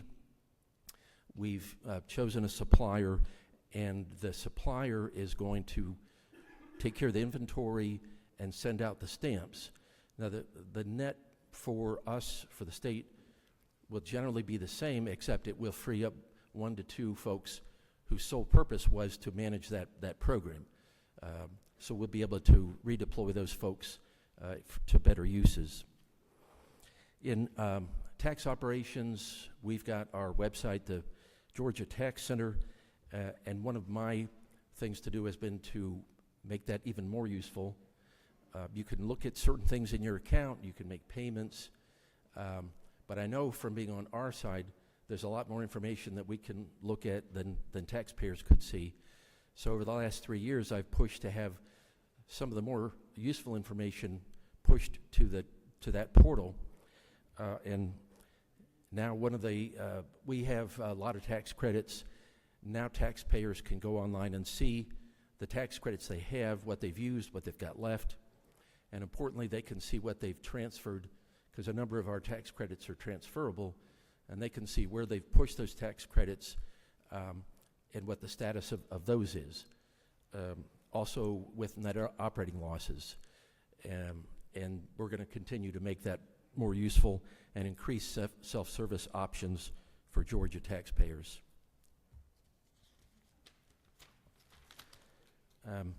We're modernizing the voluntary disclosure agreement process. If you've not been filing with us and you think you should have been, you can approach us anonymously, and if the information we get from you pans out, we can limit the look-back period to 3 years and waive penalties. When I started at the department 22.5 years ago, I think we had about 25 VDA requests a year. It's been a very manual, paper-intensive process, but right now we're in a process to make it electronic, no paper, because we've gone to having perhaps a couple hundred VDA requests a year, and that will serve taxpayers better. Just yesterday, I know I didn't know what AI was 3 years ago. We can't get away from it, so we have launched an AI-enabled tool into production. It's called Amazon Q for Connect, and it's going to provide real-time assistance for our compliance division folks. It's going to be able to pull from our FAQs, our regulations, our standard operating procedures. It's been particularly, or can be particularly helpful to our newer agents, because believe it or not, as somebody is on the phone asking a question, the system can listen to that question and already know what materials to pull up for the agent and make it possible for them to answer the question more quickly and accurately. And of course, we have safeguards in place. We let people know ahead of time that we're using AI in rendering this assistance. One thing I'd like to note, we have publications in the state tax world, and they monitor the 50 states. And I've been a little bit disappointed over the last couple of years, but I found out 2 weeks ago that they have put Georgia in the top 10 for tax administration. So I just want to announce that as part of our idea of making things easier and giving taxpayers what they want. It's been recognized by the national state tax press. I'd like to mention a couple of DOR-wide projects. We moved and completed our move in February to 2595 Century Parkway. This consolidated us into a 5-story building with a lower base from an 18-story building. Just in fiscal 25, we realized budget savings of $1.6 million. So something that we're doing to be responsible with our budget. I can no longer sit in my office and see Stone Mountain. I see trees, but taxpayers shouldn't have to pay for my view, and I love trees. So it's been a great move. It's also given us a lot of good meeting space we didn't have before. And so when we had big meetings of groups with maybe 80 or 100 folks, they had to be off-site. Now we can do that internally. And we have 2 large meeting rooms on the first floor. Our next big project that I'll talk about will transition us into talking about the budget. And that project is the 4th round of surplus tax refunds proposed by the governor. This $1.1 billion refund is included in our FY26 budget and will be supported by the legislature's passage of House Bill 1000. Now this is an all-hands-on-deck effort for us at DOR because we want it to be successful as it has been the last several times, and make sure that our customers have a way to self-serve, and also that we're prepared to receive all the calls that we will get. Now I want to move directly into our budget and look at revenues AF26, AFY26, and FY27 budget items. These are located in section 42 of the budget tracking sheets. And I'll reference the fiscal year and specific line numbers as I walk through this recommendation. Now beginning with amended fiscal year 26, I'll start with our core tax and motor vehicle systems. In section 42, line 42.6.2, the governor's tracking sheet includes $6.5 million for the driver record and integrated vehicle enterprise system, also known as DRIVES. And that's our motor vehicle tag and title system. Now in section 42, line 48 or 42.8.2, the recommendation includes $12.5 million for our integrated tax system, or ITS. These funds are to support a Core 26 upgrade for both systems, ensuring that they remain secure and reliable and compatible with modern technology. Typically, I think vendors have a 3-year cycle.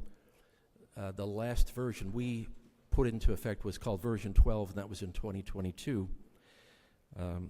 And it's time to upgrade to the newest version from our vendor.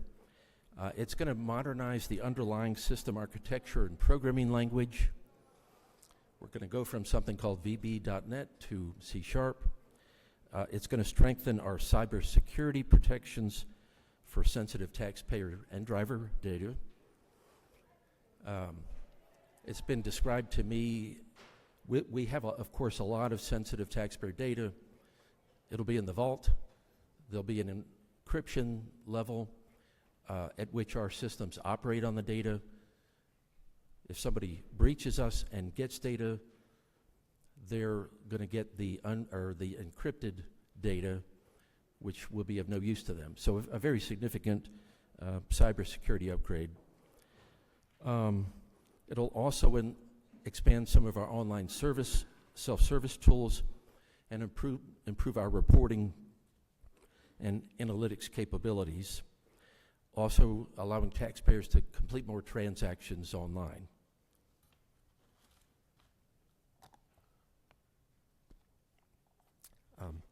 One last mention about Core 26, it'll improve our cloud infrastructure. We were the first agency to the cloud, and I think the first DOR to the cloud in the United States. It gives you a lot of advantages, but having this upgrade will enable us to take advantage of those ways to increase efficiency of server usage and storage. Now, replacing either one of those two systems I mentioned, because you want to look at alternatives, that would be estimated to cost between $100 million and $300 million. Obviously, this is the most cost-effective way to continue to manage our systems. I asked my chief information officer, because you always want to have something to compare, and of the 50 states, probably about 42 have a system comparable to ours. 34 of them use the same vendor. We do. Would I like to see some more diversity? Yes, but it says that this is a product that works, and that's been our experience. As far as whether we should go to Core 26, I asked him about that. Half a dozen states, even though this is a fairly new upgrade, half a dozen states have already started, including one that's larger than us, Pennsylvania, a neighbor, Alabama. So other states are recognizing this is a great thing to do to continue being able to serve your customers and keep your data secure. Now I'd like to turn to fiscal 27. The governor's recommendation tracking sheets includes funding to address also ongoing support and maintenance costs for these same systems. In section 42, line 42.6.5, that recommendation includes $213,815 for drives, and in section 42, line 42.8.5, $225,128 for ITS. And these funds are to support the annual 3.5% support and maintenance increase under our vendor contract and ensure continued system stability and security.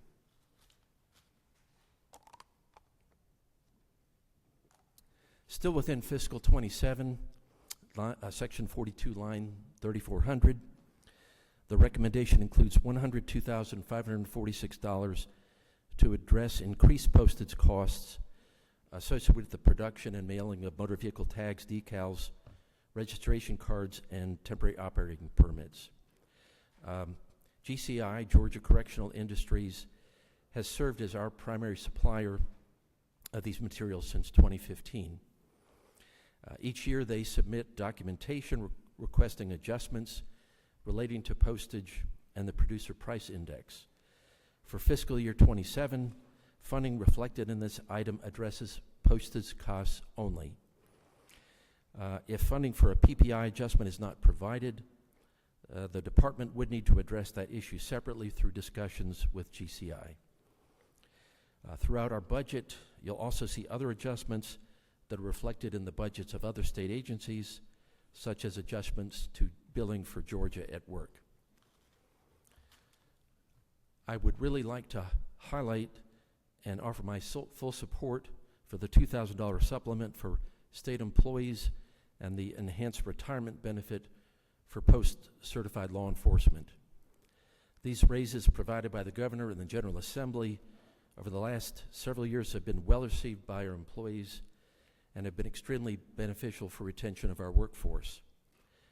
Likewise, the enhanced retirement benefits for our DOR law enforcement will be another tool in our toolbox as we recruit law enforcement to work in our law enforcement division. That concludes my overview of the governor's recommendations for the Department of Revenue and my final presentation as your State Revenue Commissioner. It's been an honor and a privilege to serve in that capacity. And I want to say that I appreciate the governor's, the committee's time and consideration on these requests, support the governor's recommendation, and we stand ready to answer any questions. Thank you, Commissioner. We appreciate your expertise, your hard work, and the years you put in, and the time that I've worked with you. You've been nothing but, I'm not going to use the pun, but honest and frank with me. So thank you. Thank you, sir. No joking. Chairman Burns. Thank you, Mr. Chairman. Mr. Commissioner, I just want to add my thanks. I appreciate you, your service. I appreciate your staff. I appreciate the opportunity to work with them on the Georgia 250 tag. I appreciate Alex and Joe with their support there. So looking forward to the next chapter of your career, but I certainly appreciate what you did for the Department of Revenue. Thank you. Thank you, sir.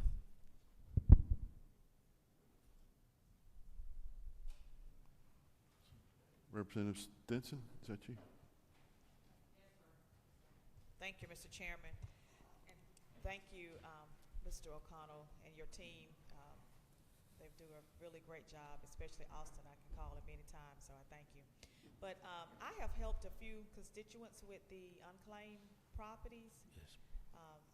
Most of them that have had loved ones to pass away, and they have to get death certificates and all of those items to send over. Oftentimes they come back to me because apparently there must be more documentation is required other than a death certificate when they are applying for benefits on behalf of a family member that's passed away. Is there anything that you can tell me that I need to make sure constituents are aware of, so as they are working toward this endeavor, they will be better prepared? Of course, it's more difficult if it's somebody else's property that you're trying to claim. Some of the cases that have come up to me have been a similar situation, and the death certificate would be one of the documents. I'm not sure what other documents we're requiring.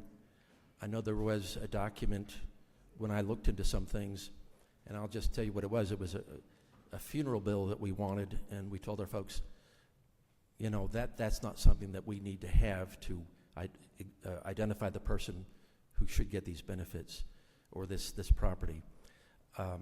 So yeah, I'd be happy to work with you and let everybody know exactly what type of documentation we require in that instance,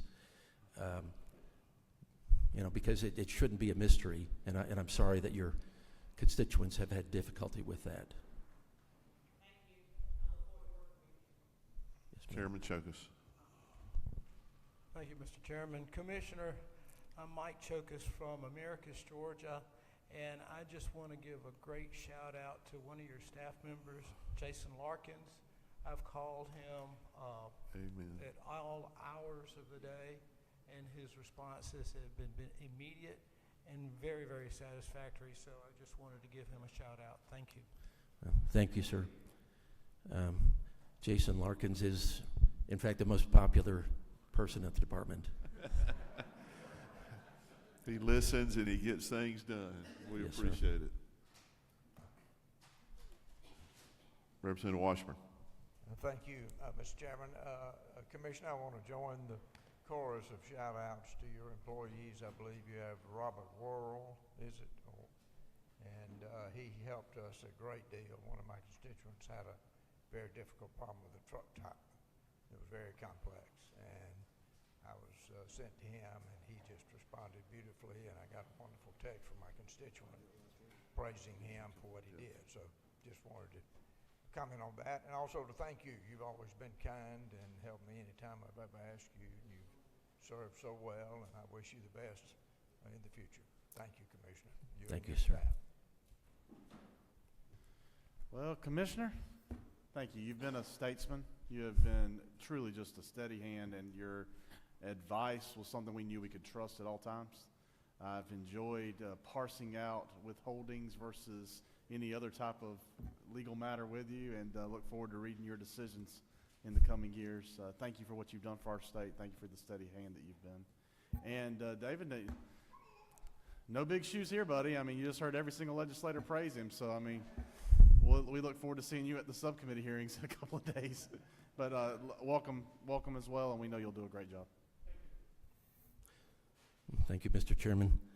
And let me just say, 14 years ago, somebody at DOR asked me if I ever wanted to be commissioner. Of course, I said no. That job was too big for me.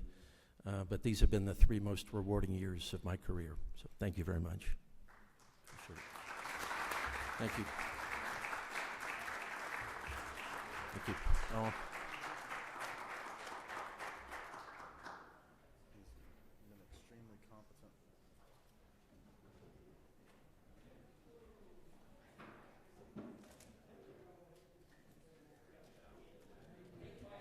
Next up is Jim Potvin, our retirement man.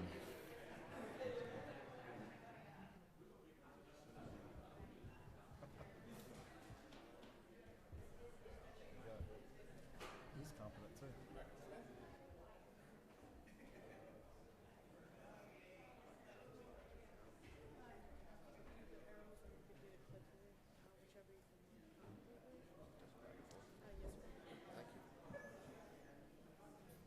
Jim, thank you for being here.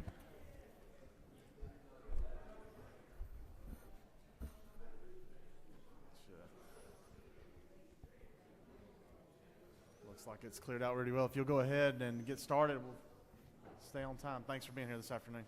Thank you, Mr. Chairman, members of the committee. I'm Jim Potvin. I'm the Executive Director of the Employees Retirement System of Georgia. Just to kind of remind everybody of who we are, we're responsible for the administration of state retirement plans for state employees, the largest being, of course, the Employees Retirement System itself, a number of other defined benefit plans as well. In total, those defined benefit plans have approximately 120,000 active members, 79,000 retirees, and we're approaching $25 billion in total assets. And a statistic that I like to share frequently is the economic impact for the state of Georgia, which various studies that I've seen have estimated a multiplier of about 2 to 3 times the amount that we pay out in benefits, which would put the Georgia economic impact in the neighborhood of $3 to $4 billion per year. So we're very proud of that. Over 90% of our retirees still live in the state of Georgia. As I said, the ERS plan itself makes up the majority of that, 58,000 active members, which is notable because it's up significantly from our low of just over 52,000 just a few years ago. The recruiting retention initiatives that the state has undertaken in the intervening years, I believe, are really bearing some fruit there. About $20 billion in total assets and a funded ratio of just under 76%. And I'll have a lot more to say about that figure in a few minutes. We also have other responsibilities besides the defined benefit pension plans, including the Peach State Reserve's 401k and 457 plans. 97,000 total accounts. About 44,000 members are GSEPS members. That's the current tier of the ERS plan. So about 3/4 of our active population are members of GSEPS, and they make up a very large and growing proportion of the 401k plan at this point. The Georgia Defined Contribution Plan is a savings plan for part-time and seasonal members. Group term life insurance is actually 2 plans that were closed in 2009 but still have a substantial number of members for whom we administer benefits. We also serve as the state's Social Security administrator. Coordinator might be a better word. As far as the governor's budget recommendations for amended 26, that's begins on page 192 of the governor's budget report. No change to our deferred compensation program. That is largely, almost entirely paid for by plan fees and forfeited employer contributions. The Georgia Military Pension Fund and Public School Employees Retirement System both are seeing decreases in their funding requirements from the previous year to the current year in accordance with the plan valuations. So we're bringing that money back to the state. And the fourth one is not a change. System administration itself, we're not asking for any change, but I did want to highlight that in FY26, $36.75 million was appropriated on an extraordinary basis outside of our actual actuarial contribution requirements to be paid to our eligible retirees in the form of one-time payments, and those payments were made this past December. Maximum payment was approximately $830.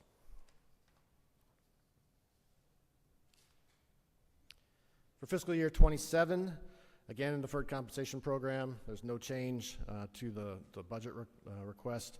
The Georgia Military Fund, again, sees a decrease in its actuarial valuation, actuarial contribution requirements, about $76,000. Public school system sees a decrease of about $5.4 million. Part of that is due to the fact that previous years' plan changes, for which we had to do temporary increases in the contribution requirements, have now been rolled into the overall valuation, and so we don't need those extra contributions added anymore. And again, in the system administration area, $26.75 million to be paid, to be appropriated, to be paid in one-time payments to ERS retirees in FY27. This represents a $10 million decrease. So we're going back to the base level of $26.75 million, which we've had for several years now in the budget.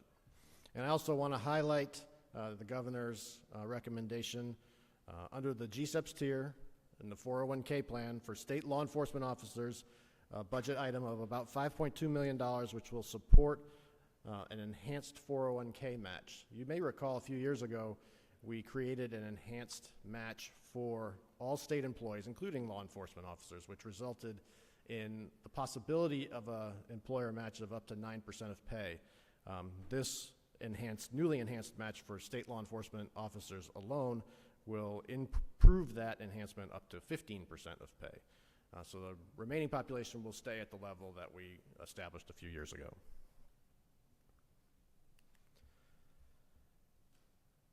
So I thought I would take a moment to kind of look back over the past several years, kind of give you a little bit of the history of the progress that we've made and some of the steps that we've taken to get to the point where we are at today. This is a simple graph of our funded ratio over the course of the last 7 actuarial valuations. Honestly, it doesn't look particularly impressive. We've been pretty stable over that 7-year period. Funded ratio, which is the ratio of actuarial assets to actuarial liabilities, is the most common kind of simple metric that we use to look at the relative funded status of the system. But what I'm here to tell you is that just the funded ratio by itself does not tell you the full story, and I'm going to describe to you what is going on kind of underneath the hood, so to speak, to get us to where we're at today. So over the course of the last 7 years or so, we made a number of changes to the actuarial profile of the system, and these are all very significant changes. Our assumed rate of return, that's the assumption of what we're going to receive in investment return for every year into the future, was reduced from 7.3% to 7.0%, along with the idea that we're trying to become a little bit less dependent on outsized investment returns going forward. That also serves to reduce our discount rate, which means the present value of benefits is a little bit higher today than it would have been using a higher discount rate. These have the effect of increasing the liabilities of the system. Our amortization period for any unfunded liabilities has been reduced from 25 years down to 20 years, being a little bit more aggressive about paying back any unfunded liabilities, doing it in a shorter period of time. The state has made the commitment to increase the required annual contribution in order to support that. Mortality improvements. So every 5 years we do an experience study where we look at the assumptions we make in the actuarial process and we evaluate them against what has actually happened over the prior 5 years. And if we seem to be off track in any of those assumptions, we make adjustments for the following 5 years. Previous 2 experience studies that I've conducted both included significant changes to our mortality tables. People were living longer. We weren't recognizing that as quickly as we needed to be, so we had to improve, basically extend the lifespan assumptions in the actuarial valuations. Again, we're adding expense to the system. I'm pleased to report that the 2025 one, which we just completed, has virtually no change in the liability overall. So we are doing a much better job of anticipating what those liabilities are going to be going forward. And finally, and perhaps most significantly, we began pre-funding a COLA For the first time in our history, back in 2022, so far we're able to support an average COLA of 1.05% going forward. That's the amount of funding that we are receiving. That's a number that we do expect to change over time, and I'll talk about COLAs a little bit in a second. So that's on the actuarial side. Added a bunch of expense. State of Georgia then went ahead and continued its record of meeting its funding obligations when expenses arise. So what did we do? Well, perhaps it goes without saying, but I never take it for granted. We receive 100% of our actuarial contribution requirements every single year. A lot of states can't say that. So thank you for that and for your commitment to meeting the obligation to our pensioners and retirees. In addition, the pre-funding of a COLA required a substantial increase in the funding requirements. It was almost 5% of pay, about $150 million per year indefinitely into the future. That was met. We received, and once again, thank you for this, 2 $500 million cash infusions in the last 2 years. That $1 billion was put into the system in order to improve the funded ratio of the system and get us on a path to back to that 100% funded ratio that we've been looking forward to. And finally, as I've mentioned, we've received now 4, if I can count FY27, we've received 4 separate appropriations annually for contributions totaling $117 million to be passed through to our retirees in the form of one-time checks. So this will be the 4th year in a row that we are able to provide those.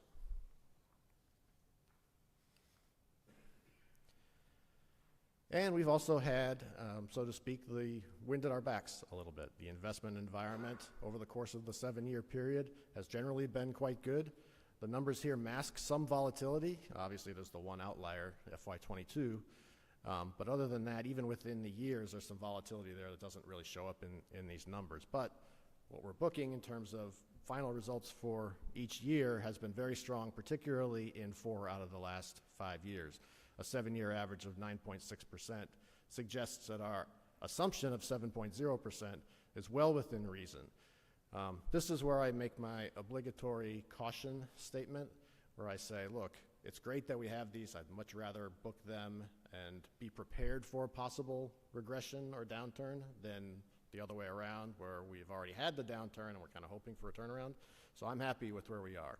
I don't assume that we're going to continue to get 9.6% per year going forward, but it is something that does help us when we are trying to make decisions and meet our obligations. So far in FY26, when I created this slide a couple days ago, 10% was the number. Today it's 8.5, so a little bit of that volatility that I was talking about, but still a strong start to fiscal year 26. Okay, so back to the last 7 years, which I already showed you. This is what the next 5 years looks like projected when I add it to those last 7 years. The circled spot is where we are today. I guess I should caution you, this is not a prediction of what's going to happen. It is a projection based on our current set of actuarial assumptions and assuming that we hit them right on every year. Those projections will change each year, but I will say this is the strongest set of projections that I've ever seen in my time here. So all of the stuff that we have done up to this point, all those changes to the actuarial assumptions, to the funding and all of that, has put us on what I would suggest to you is a very, very positive trajectory, which could have us meeting our 100% ultimate funding goal much earlier than I thought even 4 or 5 years ago. Director Potvin, at what point during the year do you compare that ratio? What day do you use? These are the June 30. These are the actuarial valuation numbers. So do you have the number for June 30th of 25? I do not. That will be our next valuation, which will be in How long does that April. take? To get it, it will be in April. However, you've shared a number with us. Are you going to share us that number with the rest of the committee? I am going to share that number. Thank you. I do have some projections from the actuaries on this, and that number is actually hidden in this chart here. We're going to continue to see. So we saw between FY23 and 24 an increase of about 3.9%. That by itself was the single largest increase that we had seen in at least 25 years. Next year, we are projecting that we're going to go from 76% to approximately 82 to 83%. This is a significant milestone because a few years ago, Chairman will recall that I had a conversation with him where we wondered how long it would take us to get to 80% as sort of an intermediate goal. And I, at that time, told him it would take approximately 3 years. And that was with the two $500 million infusions. As it turns out, taking advantage of the positive investment environment and the money that we have received from you, and we're going to get there a year earlier than I thought. So this is good news just from this general standpoint of being in a better funded position, but it also helps us with the COLA formula. The COLA formula depends in part on where we are from a funding perspective. We look at recent investment results, we look at the funded status of the system. As it crosses 70%, 80%, 90%, the COLA formula gets more generous. And so hitting 80% this year will help us provide a little bit more substantial COLA this coming year. I don't have a final number on that, but we're looking at something, if it stays just between us, something close to 2%, which is much more substantial than we've done up to this point.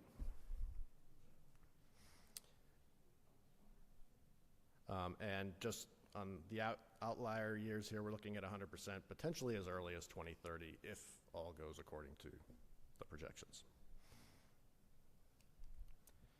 So back to COLAs just for a second. I've mentioned it several times already. I just wanted to kind of consolidate everything that we've done into a single slide just to give you an idea of the focus that's been put onto this very, very important issues for our retirees. First of all, the formula that we use today was established in 2022 in conjunction with the $150 million per year commitment from the state. Basically, they said, we have $150 million available. What can you do with it? We created the variable funding policy, the variable funding formula. I think it's important that we keep it as a variable formula. I think it's important that the system be able to react to events. If funding goes up, it should be more generous. If funding goes down, we should have a way to kind of tap the brakes and kind of help the system recover. If investments are good in recent years, we have the ability to do better. If investments are poor, we want to, again, tap the brakes. So those kinds of things are important. That's why it's a variable formula rather than a flat one.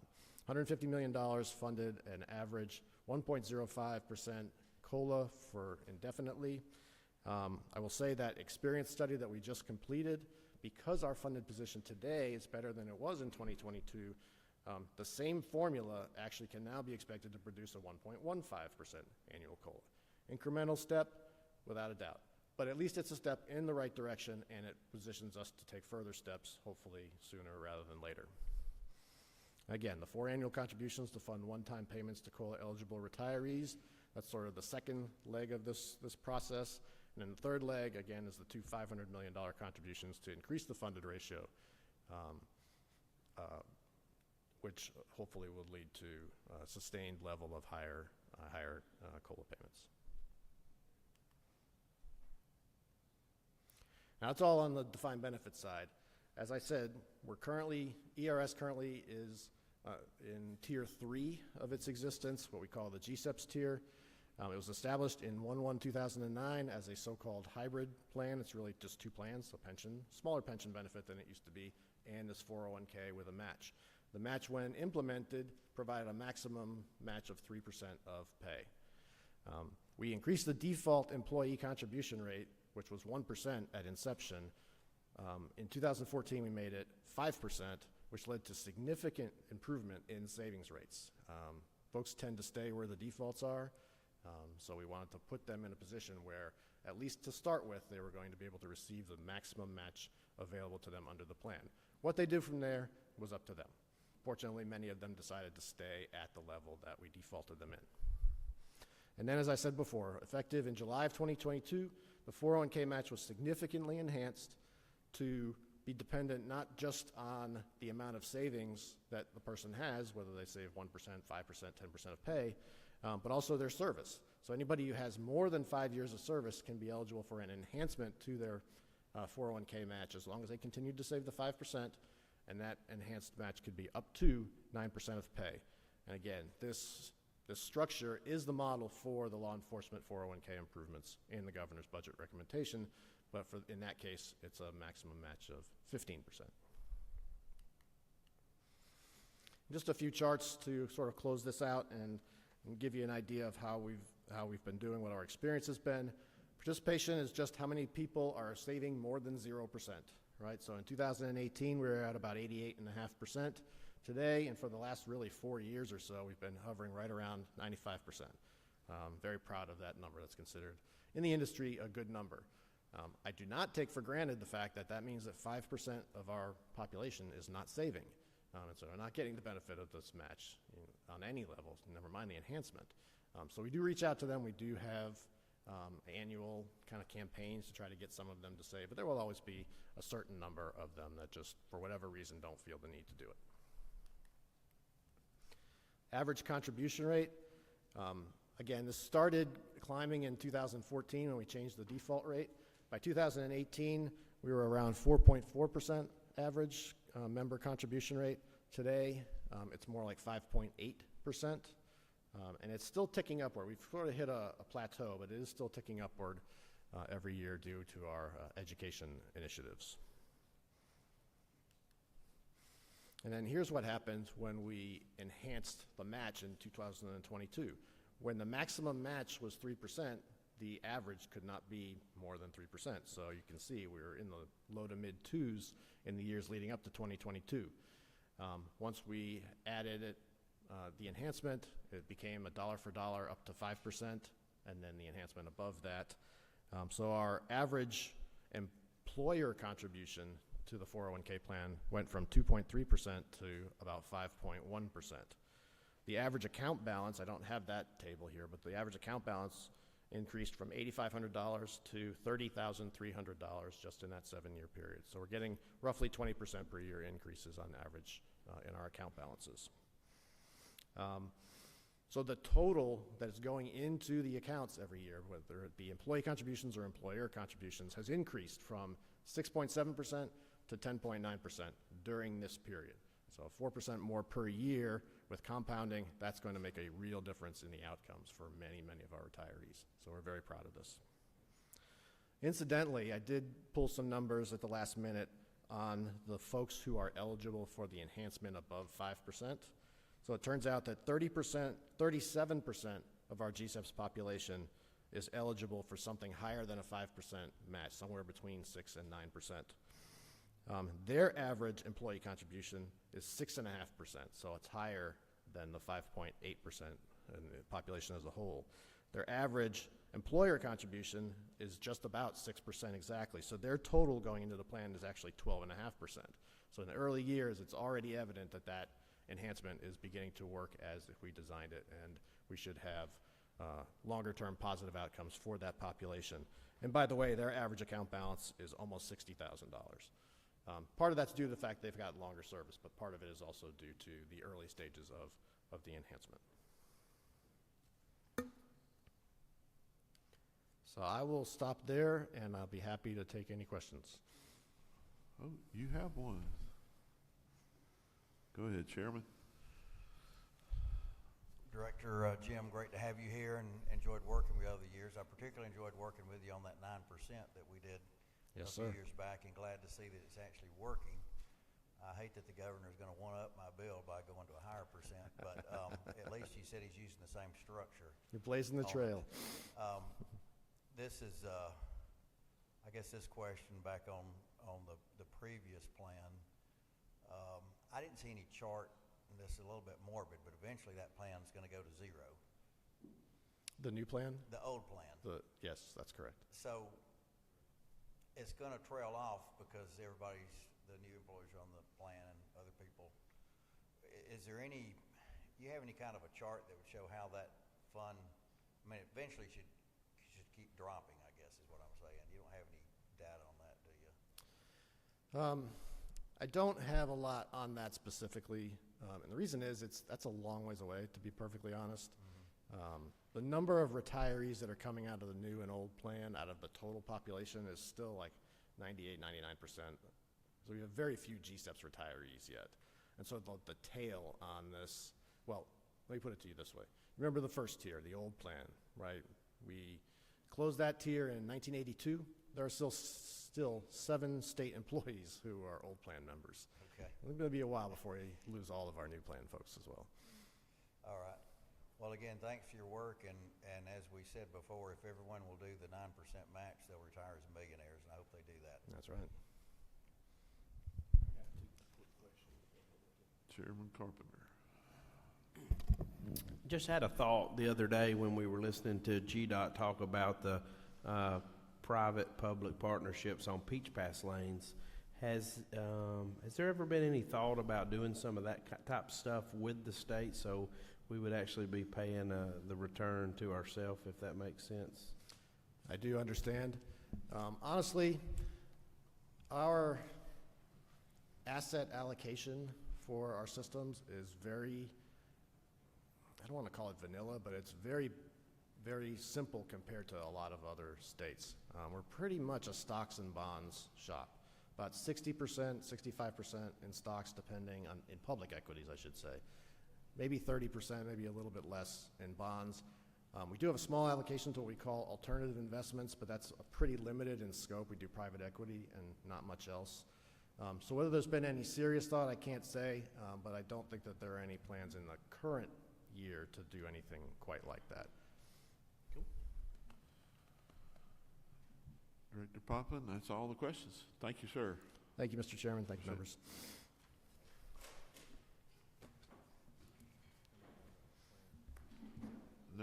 Next up is Director Branch with the Teachers Retirement System. Check this guy's idea.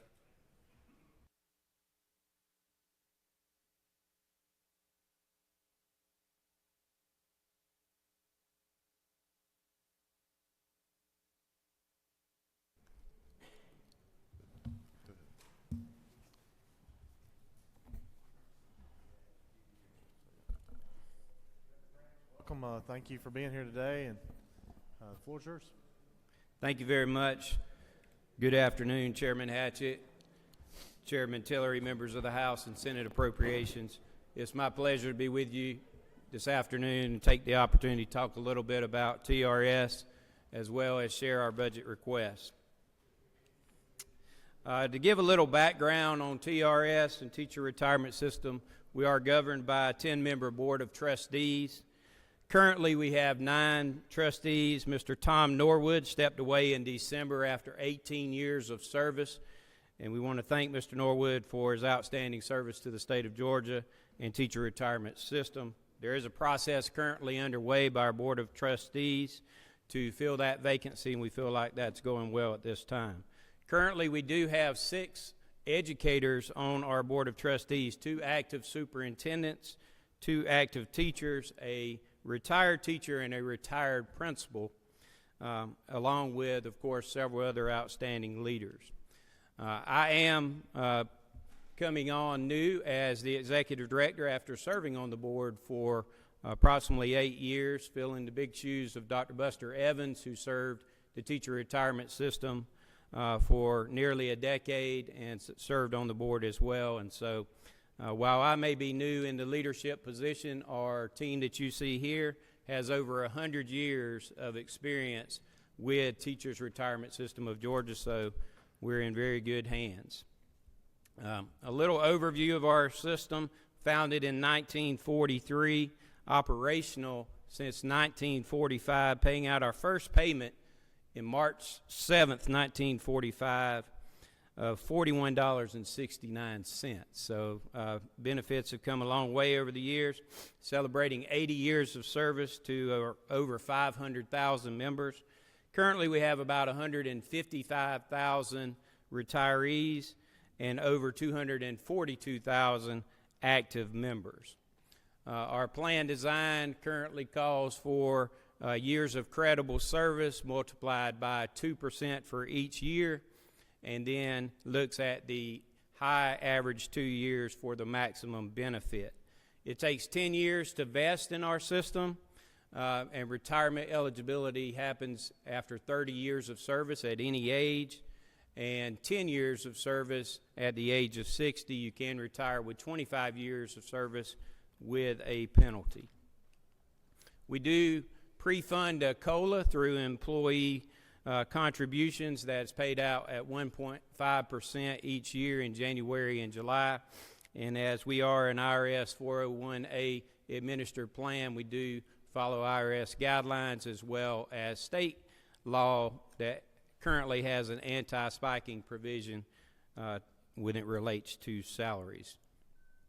Currently, we are the 18th largest pension system in the nation. Assets of the fiscal year, $116.8 billion, $6.5 billion paid out in payroll around our state and country, and then an economic impact in our state of $9.3 billion. We did send an email to all of our House and Senate members, as well as give a hard copy of our economic impact. Hopefully you've received that. If not, it should be coming to you soon. That reflects not only the state economic impact, but the economic impact in your particular area as well. You see here some payroll information.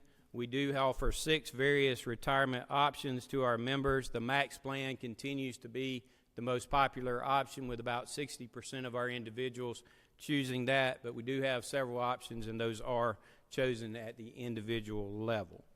Payroll stats as of July 2025, roughly 140,000 service members, or service retirees rather, receiving around $3,700 per month. An average year of 25.5 years of service at retirement, an average age of 60 at retirement, and our retirees average around 72 years old that are currently receiving benefits. Both of those numbers are up slightly.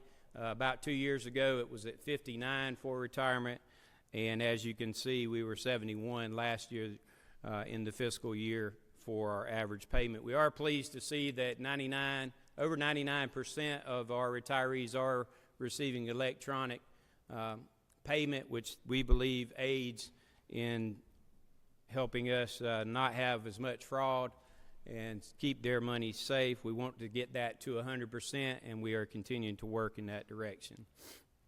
You see here now retirement trends over the last 20 years or so. We average around 6,000 retirees per year. That's roughly 3% of our active members.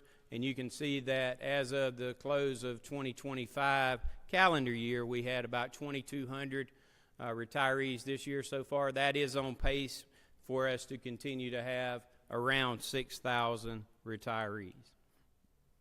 Of course, several of our retirees are interested after a while returning to work, and so we have some return to work stats here for you.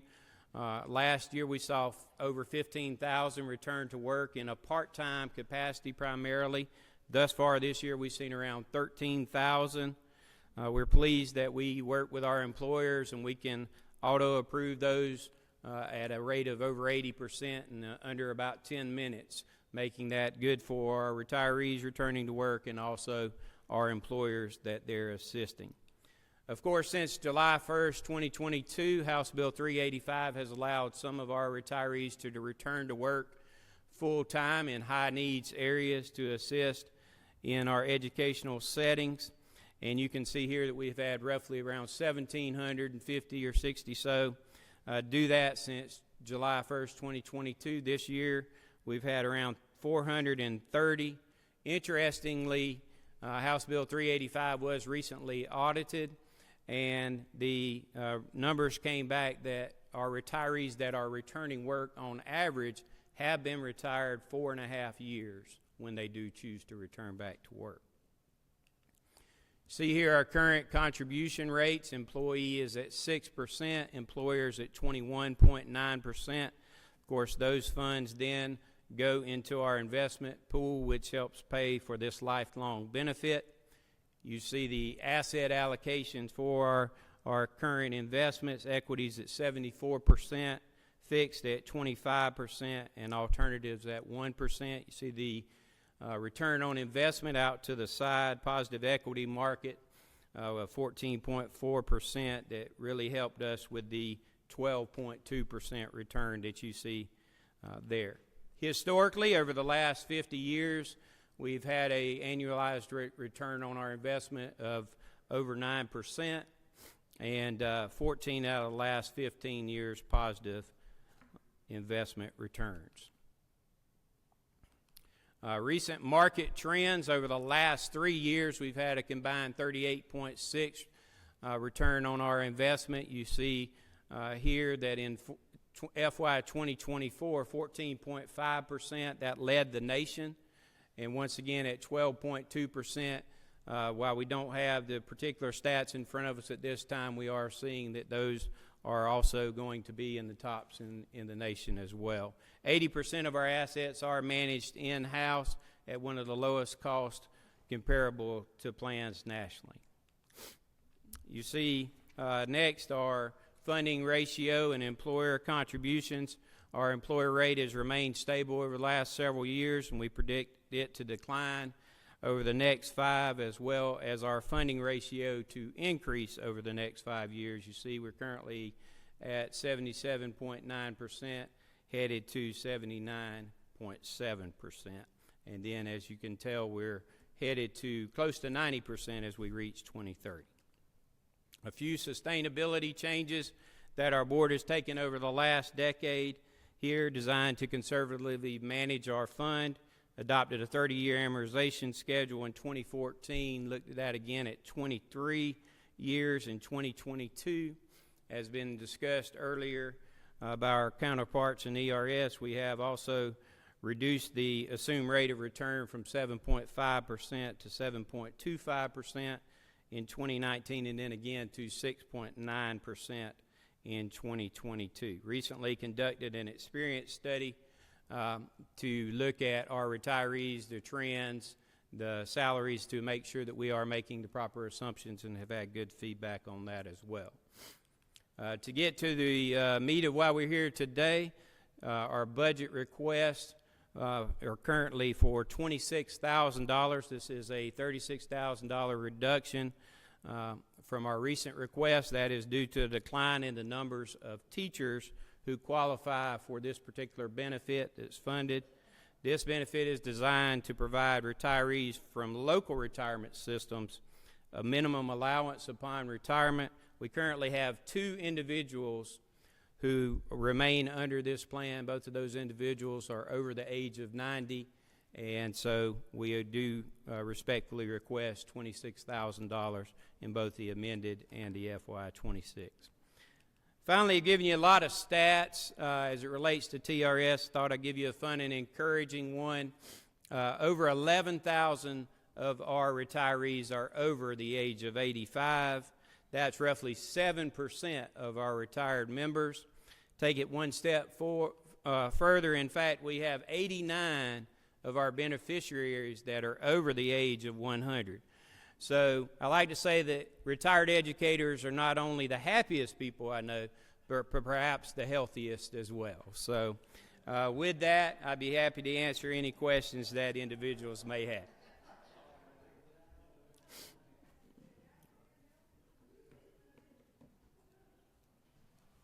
Thank you, Commissioner. Representative Franklin. How you doing, sir? I want to welcome you to your new position. I know you will do a great job, and I look forward to working with you. Thank you. In the future. The question I got: did you say there was 1% invested in alternative investments? Is that correct? Yes, sir.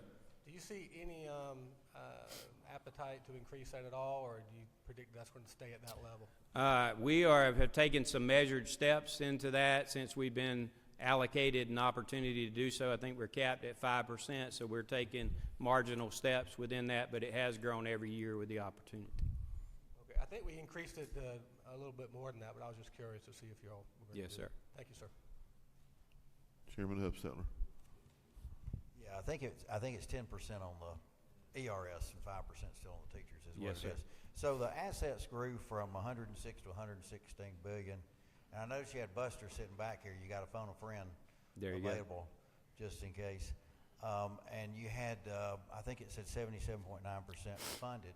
I know in the book, I thought I saw 85%. So was the difference in that the 5 years, I guess you call it smoothing or wherever you don't show it all, you kind of spread it out over 5 years? We do smooth out our returns over a 5-year period to keep the volatility down. Yes, So sir. does the book have the non-smoothing and this is the smoothing number, or? Let me check on that for you and get back to you on that. I don't Okay. have the book in front of me at this time, so Okay. I apologize. Thanks.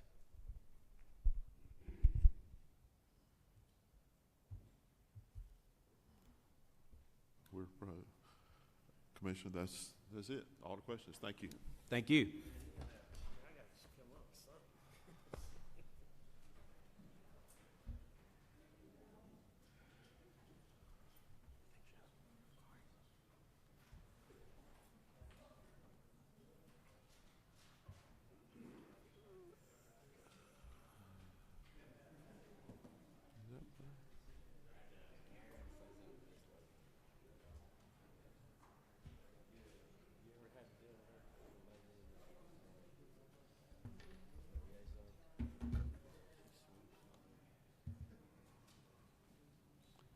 Next up is, I can't read it, Director Ollie, no. Commissioner Angelique McClendon, Director of Driver Services. How are you today? I am wonderful. Good. Thank you. Welcome. And I have Bob Griffin is here. He's our Deputy Commissioner, and he's a former CFO. All right, floor is yours. All righty, so we'll get started. But first, good afternoon. I know we're late in the day, but I do want to thank you for your previous considerations over the past years. But what we've done so far, we've improved retention. You'll see that. We've been able to serve customers at the same level, I would argue better, over the past year at least. We've expanded services without expanding staff by doing things like adding a self-serve kiosk, things like that. But overall volumes higher, but wait times are shorter. Processes are more efficient. Technology is better, and we're heading into our second decade as DDS. So I don't know how many of you might remember, but House Bill 501 was passed in 2005, and so it makes 20 years as the Department of Driver Services. So at that point, DMVS was broken up to create Department of Driver Services, and as you know, as you've heard today, motor vehicles is with revenue. And so we have a new commissioner, but the same mission, same core values. Short update on what we're doing. Again, it's 20th year, so the 20th year is supposed to be your platinum year. If you are married, that is your platinum year. Just don't forget that. And some of you might have passed that platinum year. So you're supposed to give platinum on that on the 20th year. So this year is our platinum service year. So we believe we have delivered that platinum service, and we will continue to deliver that service. But in 2025, our average wait time was 6 minutes and 10 seconds. And that was 1 minute and 16 seconds shorter than the previous year. And the average longest wait time was 15 minutes and 35 seconds, and that was 3 minutes shorter than the previous year. Now, the previous Commissioner Spencer Moore was awesome, but these numbers are better, I would argue. And but we keep our focus on wait times, but we will also want to focus on the quality of the service as well. And just at a glance, there are 9.1 million valid drivers in the state of Georgia. Over 400,000 of those drivers are commercial drivers. And at the end of 2025, there were almost 600,000 digital license users. And how many of you have your digital license on your phone? I see a smile. That's not it. That's not it. That's not it. That won't work. We'll get you squared away after this. We'll get you squared away. But we have surpassed, but now, that was at the end of 2025, but we have since surpassed 600,000 digital license users. So if you are a person who uses your phone to pay for things, that's how you add that credential to your wallet, in the same way you go to your wallet on your Samsung or your Google or your Apple, whatever your platform is, and you find a state, because we were one of the first, but we're one of many now. You find your state, which is Georgia, and you add that, and it will walk you through those steps. And so we've made a lot of strides in that area as well. And of course, we have 68 locations. We have a new one that since we last were here, we have Hazelhurst in South Georgia. So we cut the ribbon in Hazelhurst not too long ago. But that site, we've conducted many CDL tests, commercial testing. We've served about 2,300, a little over 2,300 customers since the end of September. That's when we opened, and our average wait time was in line with our standard wait time. It was less than 30 minutes. It was around 6 minutes. And the site employs 8 people down there in Hazelhurst, Georgia. So that was a great addition. And again, last year we had 11 commercial testing sites. This year we have 12. And so last year we served over 4 million customers, 4.1 total customers served. And so that's great. That is a huge increase. That's a 6% increase from the previous year. But that more customers means more calls, more mail, more transactions, more face-to-face interaction, more remote transactions, more need for cybersecurity. So the increased volume matters a whole lot when it comes to our business. And then 158,000 of those customers that were totally served were served on kiosks, the self-serve kiosks. You have many of those throughout the state. In grocery stores, those yellow machines, we have our services in those machines. And then we have self-serve kiosks in the locations when you come in, where you can, many people like it because you can take your own picture and you can do retakes if you like, if you don't like those pictures. So I've seen a lot of people who actually have the patience to do it. I mean, you think some people come in and they might want to see a person, right? But a lot of them love going to the kiosk. 158,000 of them have done that, so that's great. So as I travel around the state and go to each locations, I'm getting around to it. I mean, 68, so I haven't made all 68 quite yet. I think I counted 28 so far since May, since I've become commissioner. So I've been counting since I've become commissioner. I've been at DDS 10 years as general counsel, so I'm not counting that time. But since I've been commissioner, traveled a lot throughout the state. We have, again, 81 kiosks. Our services are in 81 ITI, those yellow kiosks in the grocery stores. We have a total of 23 at locations. And so we're in the process of adding some more self-serve kiosks inside our locations. And speaking of those types of services, remote services, non-people-facing services, we serve 1.1 million customers that were served online and through the app as well. But again, that leaves 2.9 million that were served face-to-face. And on peak days, which are Thursdays and Tuesdays, we can see upwards of 16,000 or more customers. So again, about 30% of our customers are served remotely, and 70% are still served face-to-face.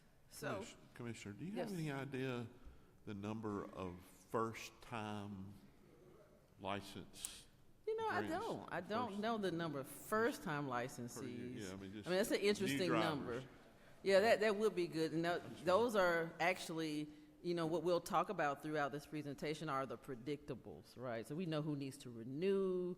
You can kind of predict replacements maybe based on previous years, but we have been thinking about other ways we can try to estimate things like how many people would be new drivers, and we would have to work with population statistics to figure that out, but I do think that's a great question. Our budget is in 3 categories: administration, license issuance, and regulatory compliance. So we'll start with the administration program. We're very appreciative of Governor Kemp's salary supplement additions. This will prove very, very helpful for retention and morale, but we're requesting $114,109 to accommodate the one-time salary supplements for employees in this administration program. And you see on the slide CDL federal mandate notifications. From time to time, we have federal mandates that come to our state that are related to commercial drivers. And so to implement those, we have to have system changes. We have to notify these drivers of those changes. And we have listed on the slide 3 that we had to implement within the past year, and those involve multiple notices to drivers of the coming changes, sometimes, unfortunately, of revocations. So that's unfortunate, but we do have to notify the drivers. So we're requesting $150,000 to accommodate those implementations.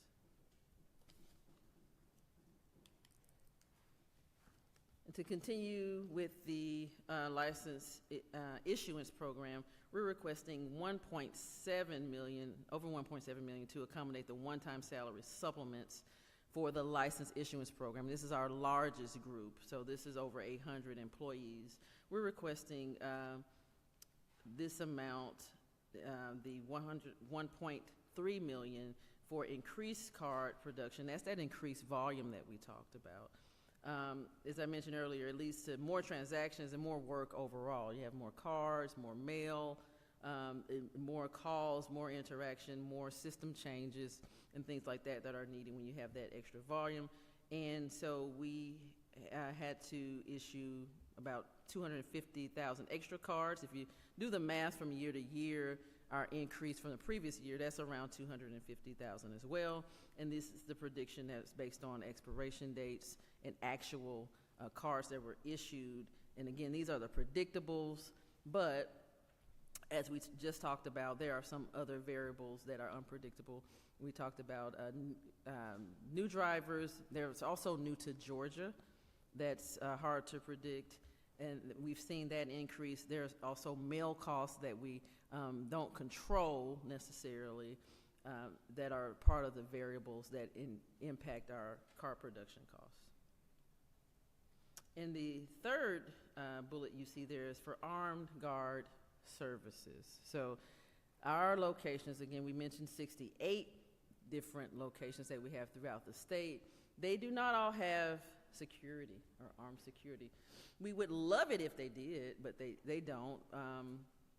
We have 12 post-certified law enforcement on staff. Of course, 12 is not enough to cover 68 locations, but 8 of them are assigned to locations. They are primarily fraud investigations, but they are post-certified and state-certified law enforcement. But we do have armed guard services at 5 locations currently. So we're requesting $150,000 to cover the cost for the armed guard services.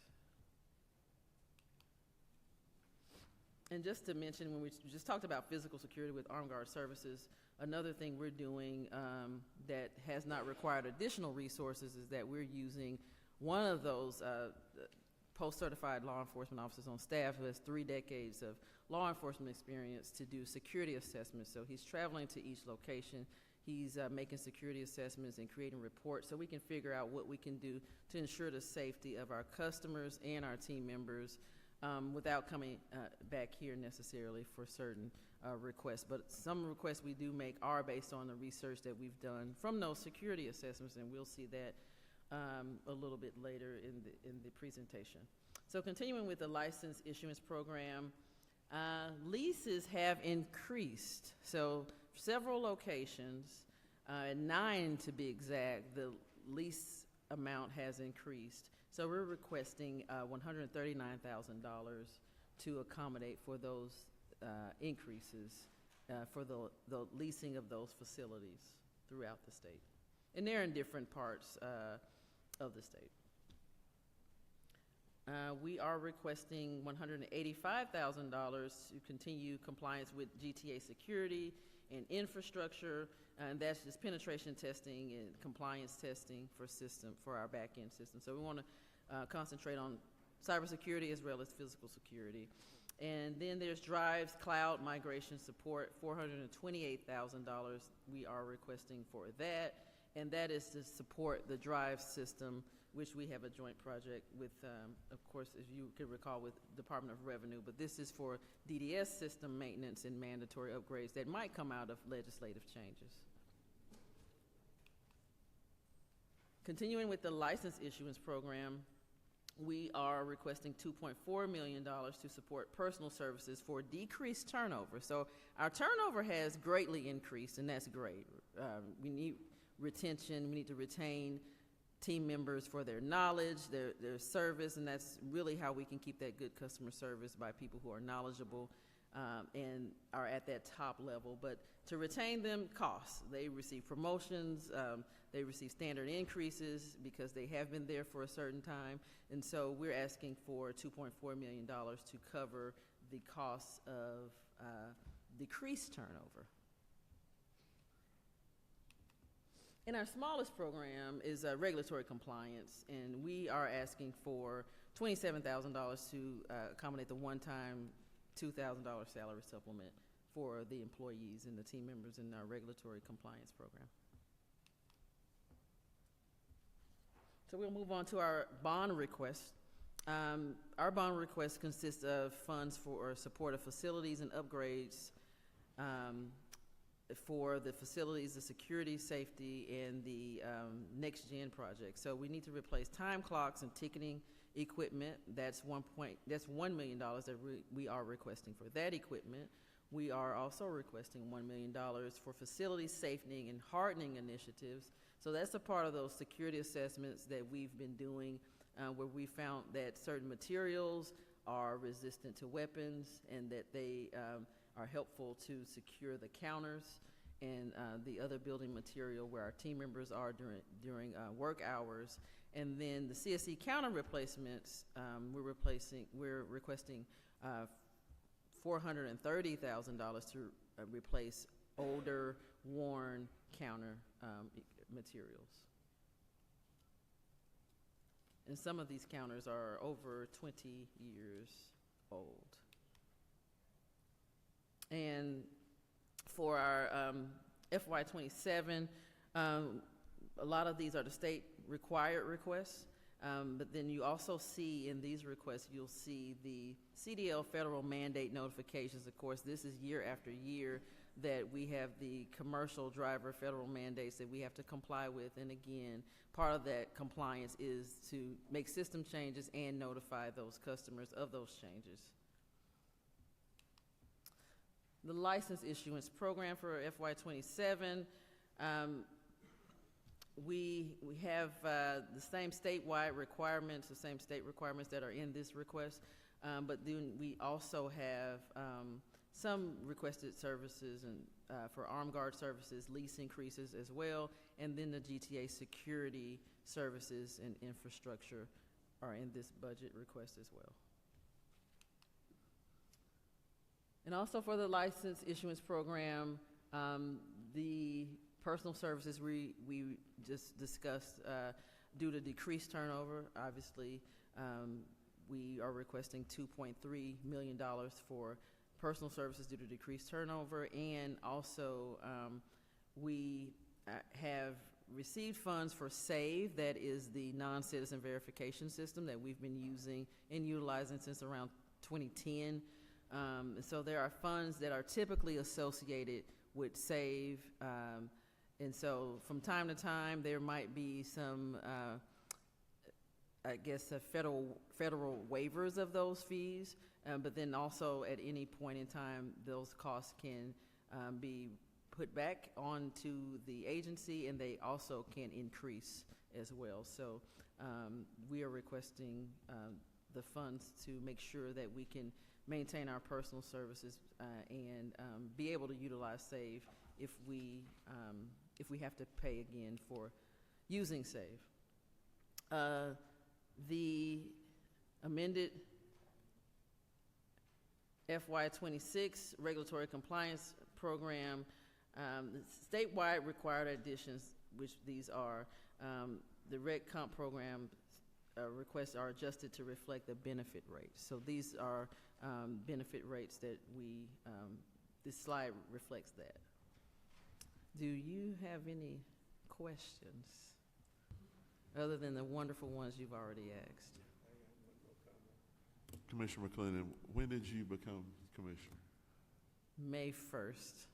Well, yeah, I think it was May 1st last year. I was wondering when you were starting out how everything had improved, and I was like, well, Commissioner Spencer Moore is not going to be happy.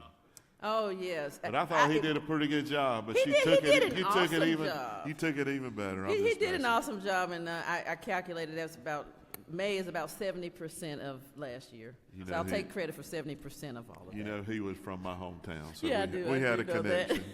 But welcome, you did great. Things are going look like the progress is continuing. What is your turnover rate now? Do you know? The turnover rate out be 38%, 34. We'll go with 34%. I hope it gets better and continues to get better, because that Yeah, means it it is, must have been a lot worse. If people are happy, so one of the reasons I try to visit so many locations is to kind of to see how people are doing and to see what their needs are as they are facing the public every day.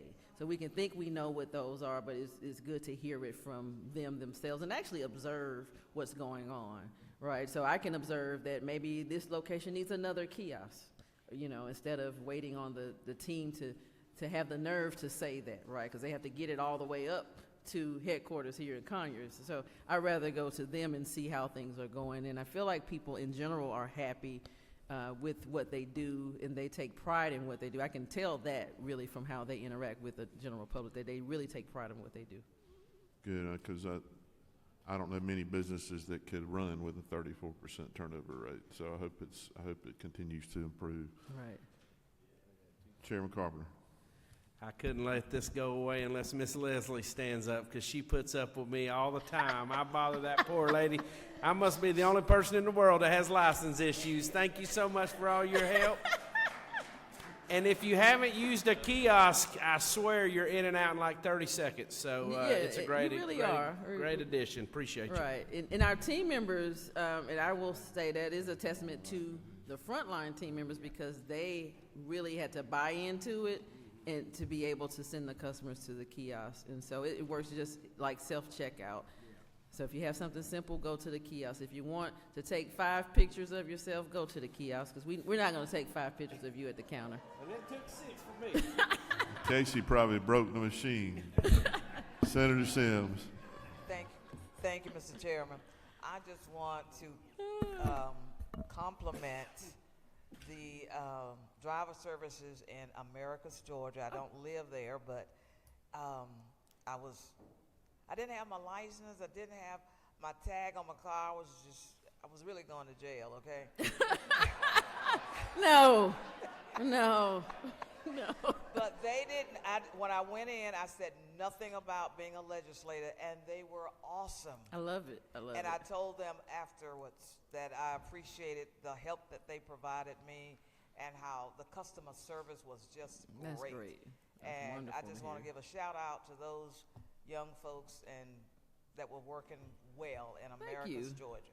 And Thank that's part you. of my Thank you. district. No, thank you. I love that, and I would encourage you, if you are visiting. Now, if it's an emergency, Miss Leslie's wonderful, right? Senator But I would Sims. encourage you to do just that, to go in. Don't identify yourself as someone important, because they should be treating everyone with the same level of customer service. And that's really how we find out how the customer service is, if you're not famous to them. And so I would encourage people to do that. Again, unless it's an emergency. Right. Are you sure, Commissioner, you don't have pictures of these troubled lawmakers on the walls up there and say, if they come in, we're going to check Well, care I of wrote them? Americas down, so I might be taking a trip to Americas. We'll see. I'll report back. So, Commissioner, I have the same thing. We had as you know, we have foster children, and one turned 16, he got his driver's license. And that lady yelled at me to get off my cell phone just like I was any regular old person in that building. What's her name? When you give her a raise? $2,500 for her. She made sure that I knew that if I wanted to use the cell phone, I needed to leave. But I Right. say that to also say they were incredibly competent, fair. They treated everyone really the same. And, That's great to hear. But yes, ma'am, I know not to use my cell phone in your buildings anymore. Now, where was that? Was that It was Reedville? seriously, she did the right thing. She did the absolute right thing. But it was great. Well, thank you. It was not in Vidalia. We don't have a facility They do not in have. Vidalia. We do Since not. you said Vidalia. It's There probably is doubling. not a Probably there's doubling. currently not a location in Vidalia. Well, There always could be, but there is currently not one. You have to There go is one in 30 miles to Reedsville. get to one, There yeah. is one in Reedsville. And how far do you have to go, Senator? About 30 miles. 30 But miles. your rural legislators understand that. I mean, 30 miles but to Reedsville. they were incredibly competent, and they made that little 16-year-old guy feel extremely awesome. He did a good job. Thank you for that. Thank you. Vidalia. Thank you, Commissioner. Thank you. Nothing wrong with having a little laugh. Next up is Director Ali with the Georgia Public Defenders Council.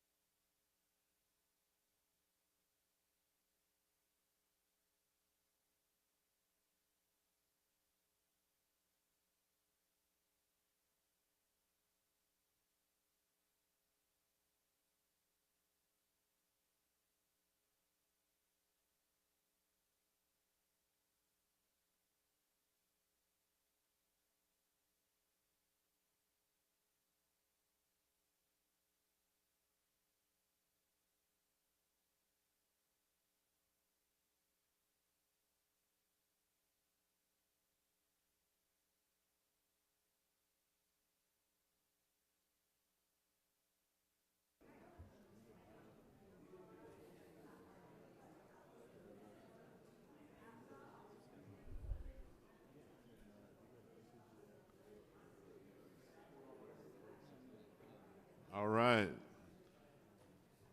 Welcome, Director Ali. Thank you, and the floor is yours. That is a tough act to follow. I came in and I heard everyone laughing. I hope you're going to be laughing about the public defenders too. Good afternoon or good evening. My name is Omatayo Ali, Public Defenders for the state of Georgia. And I'm joined, and the reason why I say I hope you're going to be laughing about the public defenders is because when we tell you what we're doing about transformation to put our clients back in the communities because they're doing better, that's what I hope you're going to be happy about, not because they're going through the public defense system. So let me correct myself on that. I'm joined by DeAndre Berry, who is our Deputy Director, and Terry Rayford, who's the CFO, and Kenya, who's hiding right there, who's the manager for our social services, who's the one in charge of making sure that we have services that's putting our clients back in our communities and transformed. Just a little bit about myself. I have been a public defender for more than 35 years, a long time. And in those 35 years, we have struggled. What are we going to do to make a difference? Because wherever we are, we live in those communities as well. And our job is more than just representing people. And over the years, I think we got it. Today, as public defenders, we represent, we rehabilitate, and we restore. But it's been kind of difficult to get those things done because we didn't have what it took. But over the last few years, I just want to say thank you to the representatives who have worked very hard to make sure that we have what we need, especially over the last summer. I don't see Chairman Gillette here, but I'm still going to do a shout out to him and all the members of the appropriation team on both sides who worked on the common pay plan for both the prosecutors and the public defenders. That was a game changer. And I would be remiss if I did not say thank you. In all my years as a public defender, I never thought I would see a day when we will have public defenders being considered so that we can actually deliver the job that the taxpayers have asked us to do. And our job is more than just being in the courtroom.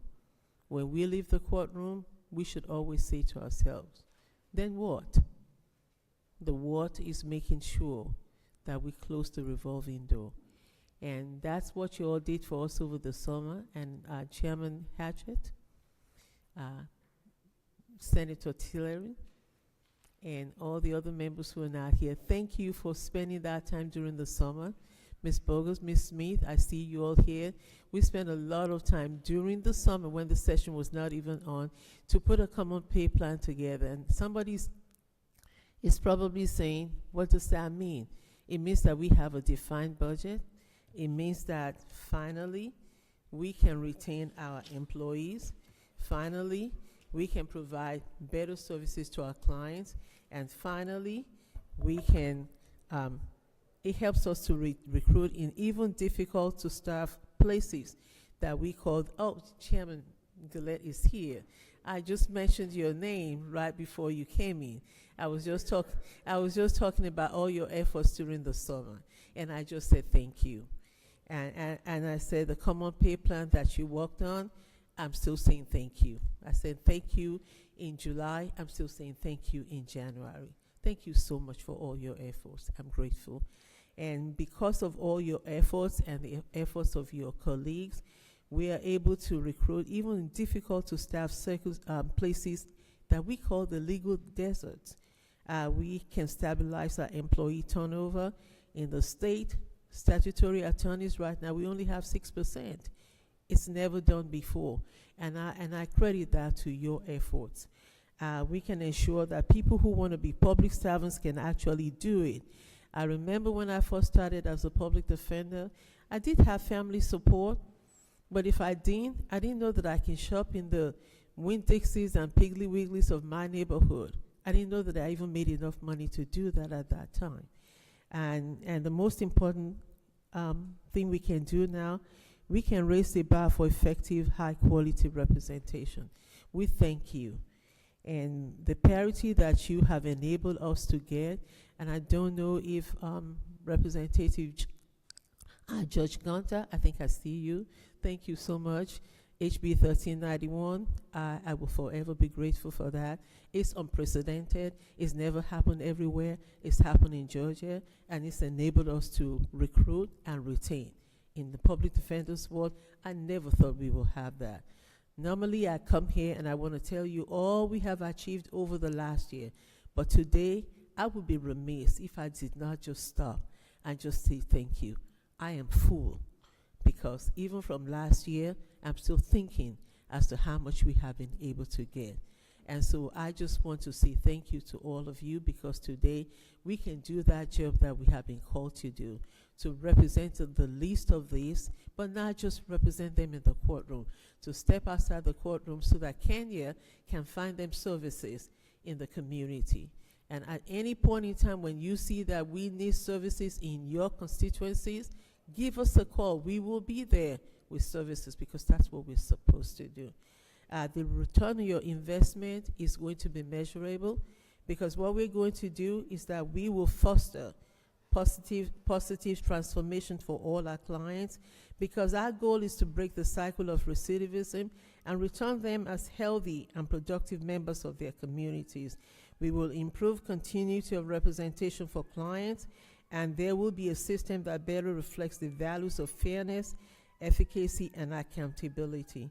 I just want to say thank you before I pass it on to Terry, our CFO, to do the needful by asking for what we need for next year. I am grateful. Thank you so much.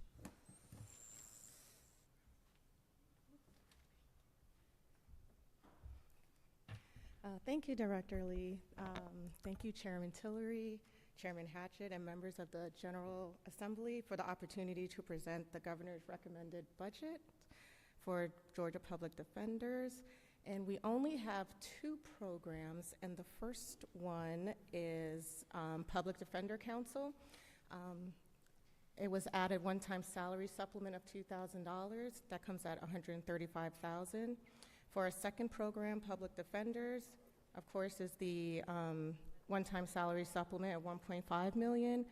And also what was added was to offset the loss of ARPA funding for conflict cases for $5.5 million. We do have one additional ask, and that is for parity for the pay scale to start retroactively to January 1st, 2026 for parity with district attorneys. That's at a tune of $4.1 million. For FY27, for our first program, these are all statewide changes and adjustments. And for our second program, 1 through 4 is also statewide adjustments. And we do have, for number 5, an offset for the loss of ARPA funds at $6.2 million, and also to align our public defender salaries along with the district attorney salaries at $7.8 million. Any questions?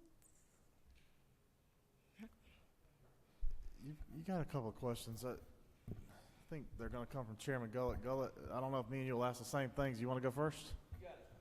All right. Thank you for your presentation. I got a couple of things. First of all, you know we've been very committed to keeping parity among the district attorney's offices and the public defender's offices. But one of the things I'm starting to fall back on and wonder now is, well, is parity the right thing? So the reason I bring that up is I know that every single case that's brought by the state is going to have to get defended by or prosecuted by the district attorney's office and the assistant district attorney. Clearly, you'll have private attorneys that enter into the public defender space. So I need to understand your case count. Does everything go into JCATs? Every case count you have? All case counts? And I'm sorry. Thanks for coming up and just stating your name so the rest of the folks know you and hear you. Good afternoon. I am DeAndre Berry. And you keep up with the data for, among other things, right? Yes, Mr. sir. Berry? So we're also making the juvenile courts, to an extent, move into JCAT so we can have a little bit more transparency there, too. So this isn't us picking on you. We just need to understand the data of Yes, where sir. things break down. I got this caseload summary. I know you've had some issues where you've hired conflict people, et cetera. How do I know, if I'm comparing apples to apples, how many cases each public defender has? Is there a way you can tell me that, or do you have that info with you? I can pull that data and provide it to you, sir. Okay. But yes, sir, we have the ability to give you that data. JCATs will help. Yes, sir. And I say that so that other people understand why we're asking people to put things either in JCATs or some Yes, other sir. formula. It's not trying to micromanage you. We just need to be able to see the data later on. So juvenile court judges listening, hopefully they understand that too. Another thing that we do is we award judgeships based on case counts, and you know that. The way that we've moved with your conflict system kind of makes my circuit breakdown of public defender offices, I don't want to say skewed, but maybe that's the best word to use. You've got conflict, and you've got obviously your circuit public defenders, and then the assistants that come underneath it. Can we get a breakdown of what each circuit looks like? If there's employees per circuit and then of course if we've got cases per that, we can do the case counts accordingly. Would that be something that JCATs would show us as well, or something you can get for us? We have the ability to break down the staff, not from JCATs, but from the state system. From a statutory budget, we can pull the data together. Do you mind? I can hear you, but I know that the folks listening or watching or hearing out there maybe can't. So for statutory positions, say Alapaha has, 3 attorneys. You would like to see, from just a statutory standpoint, how many cases they have and how much each attorney has? Well, statutory matters to me, but also if you've done some other hiring with other funds, whether it be county funds, et cetera, Yes. it just helps us understand why we may have bottlenecks in certain areas as to others. We And could do that. We're wanting to get a better grasp of that. Yeah, we could do that. We could have state, county contract employees, conflict contractors. We could Right. do that for each circuit, what we have, and how many cases are assigned to that judicial circuit. One other thing I'm going to wonder in that data is how many cases each conflict attorney has, because one thing we've heard from judges is I have multi-defendants in a case. I can't set a scheduling hearing because that attorney has 30 clients and they're in courtroom B and I need them in C. So again, we're trying to understand all this. As you know, we worked through this entire summer. Chairman Gullett has really spent his entire summer. I appreciate his leadership on the, I won't call it a study committee, more group. Is that my mic or, sorry, anyway, the working group and what's going on. But those are things I'd like to see too, and as we follow up on the work that we've already been working on through all of the summer. Chairman Gullett. Yeah, thank you, Chairman, for your help this summer too. You came and spent as much time as I did on those. Director Ali, thank you. I do have a question just related to ARPA funds. How long have ARPA funds been used for conflict cases? Has it been really? How long have we been using ARPA funds on conflict cases? It's been since 2022. Okay, so 4 years. Yes. 4 calendar years, I guess. Yes. Do you have any idea of how much total ARPA money that was on conflict cases? Not right this minute, but we've allocated as much as we got to the conflict cases. Okay. I don't want to give you a ballpark figure that's not correct, Okay. but I can get it for you. Yeah, that'd be great. Yeah. Just because I'm trying to see if we have 4 years of ARPA funds, you're asking for $5 million now, or, a little bit more than $5 million now for this to continue. And so I'm trying to see what the future holds for conflict cases from money. If we're using ARPA funds, that was really to kind of get us out of COVID, but now it's costing the state now $5 million to kind of keep up with what was really a one-time funding mechanism for conflict cases. Related to the salary study, are there any the changes have kind of implemented? We're going to figure out how to get this thing funded from the parity with the DAs and the funding mechanism for salaries. But are there any APDs that make more than CPDs today, or make more than their CPD? I don't believe so. Okay. I don't believe so. Okay. And the ones who are making out of the salary studies that we did during the summer, right. If it's beyond that range, what we're going to do is grandfather them. We don't anticipate cutting anyone's salary, but we are not going to increase. So what we'll do is redline, so that those salaries are not increasing until they attain a higher rate, a higher status rather. Just over the next couple of days, if you can look and see if there's any APDs making more than CPDs.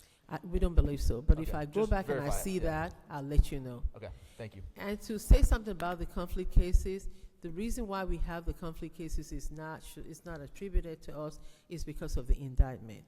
The cases that get indictment, if we get a 160 one single case indictment, we have to find 159 attorneys for those. But one thing we're doing, because of the concurrence that just came from the Supreme Court, we're working on a different kind of model that we think is going to make a difference in how we assign conflict cases. We are working with our CPDs, and I think we can come up with a different formula by the end of March. I have reached out to your, I will reach out to your office to discuss that as well. Yeah, great. So I appreciate that. And I think the Supreme Court is probably going to write rules and regs or regulations around that. Yeah. So thank you. I think that's going to be important, and I think it's ultimately going to hopefully drive down some costs associated to conflict cases, whatever those rules are. We believe so, and we're working on that in a way that's going to actually make it better for us to represent our clients better, and at the same time reduce the cost to the taxpayers. So we're working on that with all the parties involved, and we will be in touch so that we can keep you informed as to how we're doing that. Great. Thank you so much. Thanks for being here. Yeah. Chairman Gunner. Thank you, Chairman. Okay, on your $7.8 million to align assistant public defender salaries to the assistant district attorney salaries. Yes. About a year ago, I guess, I was thinking that y'all were at 71,000 with your assistant public defenders, and the DAs were at around 61 or 2,000. So so this number doesn't make sense to me that you're asking for more money to align, because they weren't making as much as your folks. So that's what I'm asking. How did we get here? So what we did at that point, Judge, is we looked at both the supplement and what the state was offering.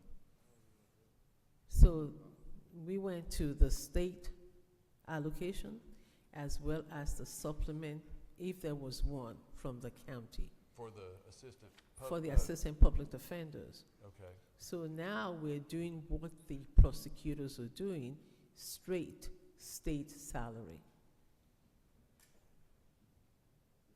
All right, so that still doesn't make sense. Yes. Were you using the ARPA funds to pay the $71,000 payments? No, sir. Then I'm confused too. So No, sir. can you walk us back through that one more time? No, sir. Well, Yeah, our understanding last year was you were paying the public defender, I guess average, or maybe his actually starting rate was $71,000, which sent the prosecuting attorneys into a little bit of a nosedive because they were like, hey, where's parity? So they brought us a proposal now to meet you, but the number on here is showing that you need more money to be at parity with them that we thought we were moving them to parity with you at. So yeah, that's accurate, right? Yeah, exactly. Okay. Yes. So it was in 2023? 2023, we received 2 appropriations. And when we applied all of that, our first line, APD 1, went to 72. Not APD 2, not APD 3, not APD 4. It was nothing that we did. It was because we received 2 separate appropriations to increase retention and to increase retention and to improve hiring. Was that? Yeah. Those were the 2.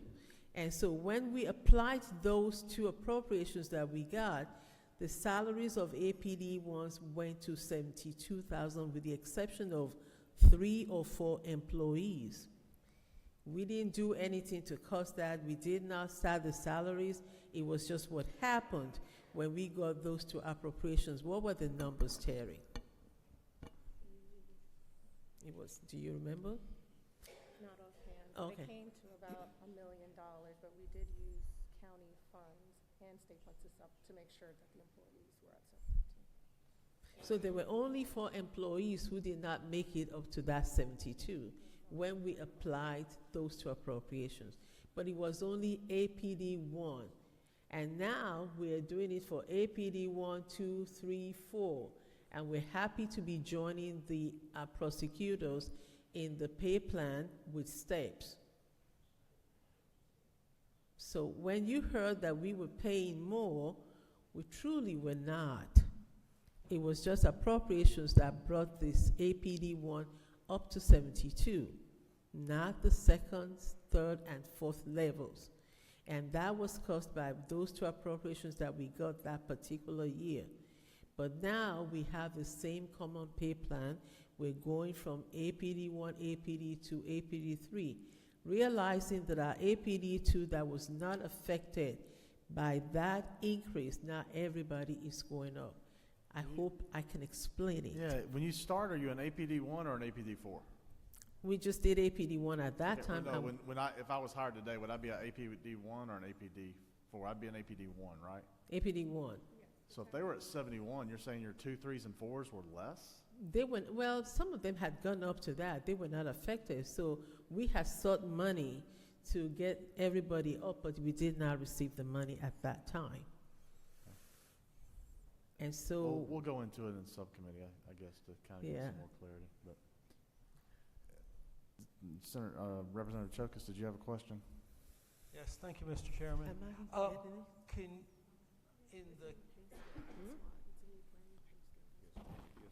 I'm sorry. Sir. Yes, ma'am. In the caseload, do you break down the caseload between first offenders and second and third offenders? Is there any way you could get us that information? Say that again. Is there any way we could get the information on the offenders that you represent, if they're first-time offenders or they're multiple offenders? Is there any information on that? Yes, sir. Our case management system can partially get that information. For the most part, it can't, but I can definitely provide you with what we can, what the system is able to do. Thank you. Yes, sir. I think that would be very interesting.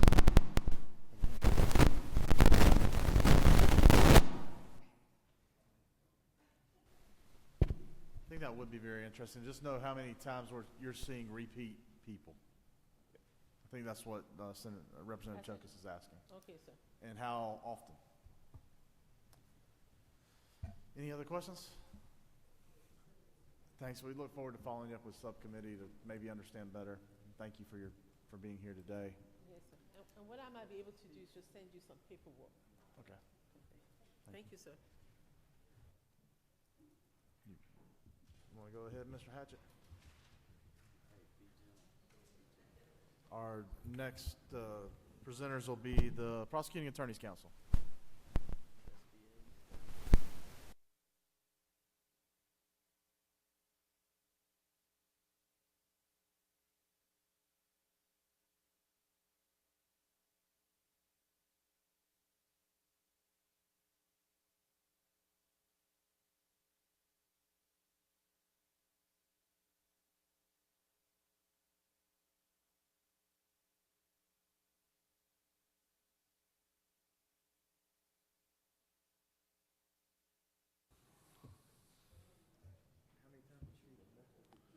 Director Scandalakis, we meet again. You're the last one today. And I ran into Chairman Powell outside a little bit earlier, and he said, keep it short. Don't be careful repeating what he said. Go ahead.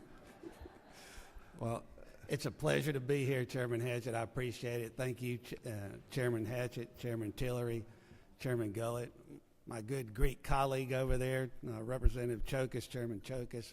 Always a pleasure to be here. With me is District Attorney Herb Cranford. Herb is the budget chair for the DA's Association. He's also a council member. He will be presenting the budget for us today, and I'll be available to answer questions. Also with us is Chris Jones, our Chief Financial Officer, and Catherine Kemp, who's also in our financial department. We're all here to answer your questions. But I will turn it over to Herb, and I promise you we will be short. Thank you, Pete. Thank you all for having us. This whole presentation is 14 slides, and I aim to move very quickly, okay? So this is the big budget ask. The number one priority for DAs this year is increasing elected DA pay. There are 51 DAs. Our request would put us at 88% of federal district judge pay as compared to Superior Court judges. Last year, y'all moved to 90% of federal district court judge pay. If we got funded fully at 88%, the salary would be that 196 number. Our reasons for that are twofold primarily. One, all the states that touch Georgia paid elected DAs more than the state of Georgia. So currently elected DAs, state pay is at a little over $132,000. The next closest is North Carolina at $167,000. And it goes up all the way to Florida to over $218,000. Second, y'all really helped us out last year by increasing state ADA pay. We moved the floor for a new ADA from like $64,000 to $72,000. We moved the ceiling for a state paid ADA from like $125,000 to $134,000. The result was there are now 83 state paid assistant DAs in the state of Georgia who are making more than their elected DA. So out of 400 something state paid ADAs in the state of Georgia, 83 are at the top of the pay scale, making more than their elected DA. For assistant DAs, we are asking, at very least, for a step increase, just so they, the people that stick with us, the people that try the most serious cases in our offices, that they're still getting a merit increase every year. Those are the people that have committed their career to prosecution, and we want to reward them for that, obviously. Year 2 of the competitive plan, to skip forward to show you that, in fiscal year 2025, starting ADA pay was at 60. The top of the scale was at 125. What y'all did last year is that FY26 year 1 of this 3-year plan. We now start state-funded ADAs at 72,000, and they max out at 134. Year 2 of this plan, if you chose to do that this year, would be starting salaries at 78,000, and it would max out at 157 at the top of the scale.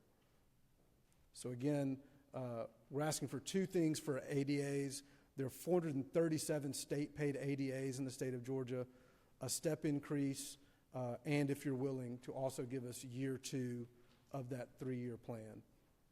Keep in mind, helping out state-funded ADAs disproportionately helps the smaller offices. There are some DAs in the state of Georgia that get no county funding. They get no county-paid assistant DAs.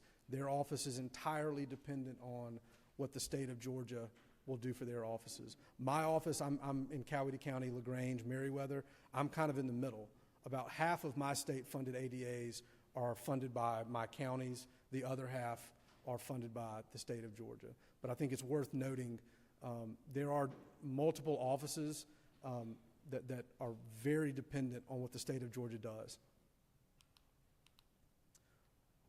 Vacancy trends, going back to July 2022, out of those 437 state-paid ADAs, we've been over 30 vacancies statewide going back to early 2023, and we remain over 30. Roughly, 9 to 10% roughly of our state ADAs have been vacant for the last few years. ADA turnover, you can see 2017, 18, 19, and 20, it was in the teens as a percentage. Since 2020, it's remained over 20% as a percentage, and unfortunately, since 23 has ticked up the last 3 years. So we've still got a turnover issue. Just to give you an example, I've got 6 assistant DA positions in Troup County. Since 2023, I've lost 9 assistant DAs in that one county. And I presented that to my commission and city council recently. So a lot of offices are experiencing that kind of turnover. And every new person you got to train and get them up to speed before you can give them a case that anybody in the community's going to care about, right? So it's a real problem, this kind of turnover. This is where we're at. Out of the 437 assistant DAs, only 25, when we pulled these numbers recently, were brand new out of law school. 245 out of 437 are in our class 4. That's the top class. So we're struggling to get new people in and keep them. And thankfully, we've got a lot of career prosecutors, but we're hollowing out in that middle zone. And that's what our 3-year plan is really meant to address. We can tell somebody, if you start with me out of law school, in 10 years, you'll be making, over $100,000, for example, right? The career prosecutors handle murders, sex crimes, crimes against children. Those are really the most important prosecutors in our offices. Next, we're kind of moving into the PAC program budget. We split the Coweta circuit a couple years ago.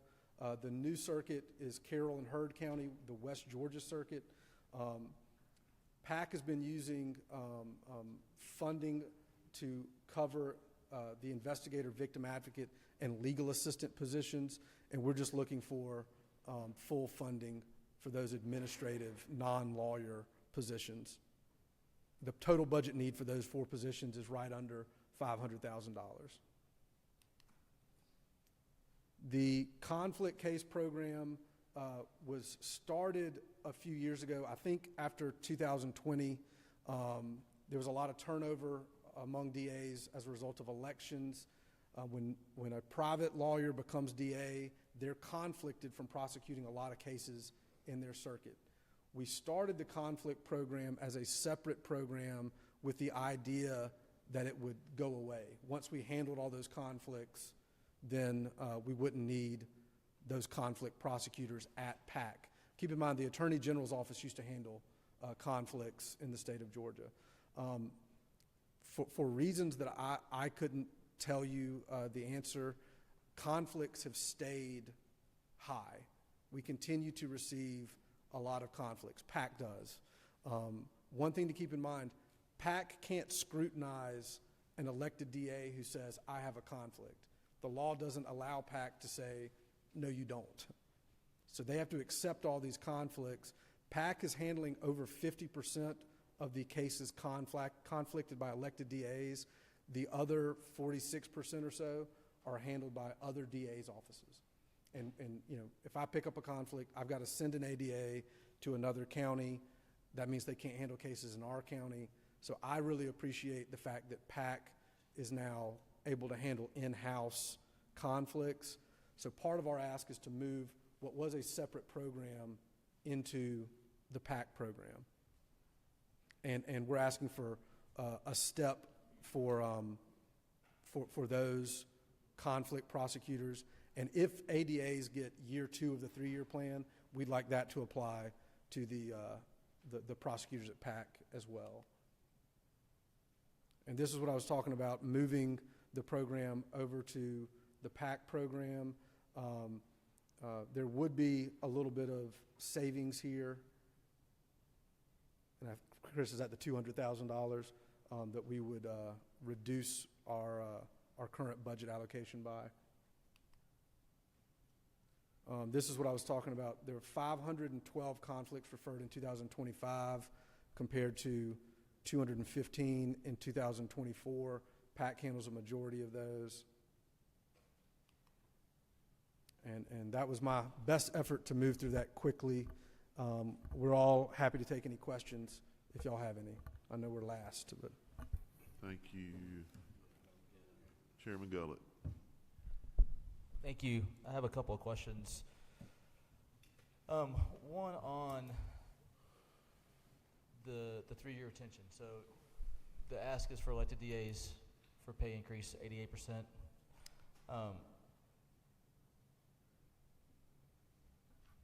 And I want to get there. But when I see the numbers continue to trickle up on 25%, I guess, you know, 2024, 2025, and your 3-year plan, retention plan is going to get hit. I think that was, I mean, I know we've had conversations, hey, it's, both can't happen, right?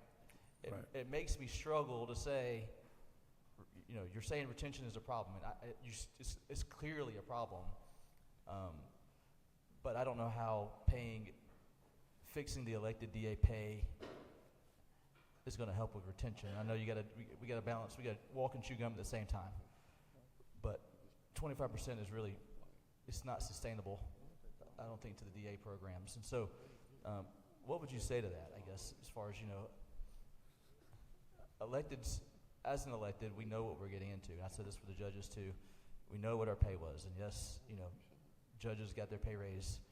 We do need to figure this out, but it's a difficult ask at the moment to me to say electeds need it, but we have a 25% retention rate, and this is a problem too. So, do you have a? It's a hard question, but any quick response on it? I mean, my take on that is, I think it is 2 problems. Both need to be solved, in my view. That's why when we had those discussions with you and other appropriators, I guess more than a year ago, we said, look, we're not trying to keep up with the judges, you know, this year. Our priority is our assistant DAs getting this first year implemented. That took effect in January of 25. So I at least can speak for of 26. I mean, so it just took effect in 26. So at least speaking for the conversations I've had with the ADAs in my office, that just hit their pocketbooks. They're very thankful. I'm transparent with them about the fact that I and DAs are prioritizing elected DA pay over year 2 of the year 3 plan this fiscal year, and they understand that.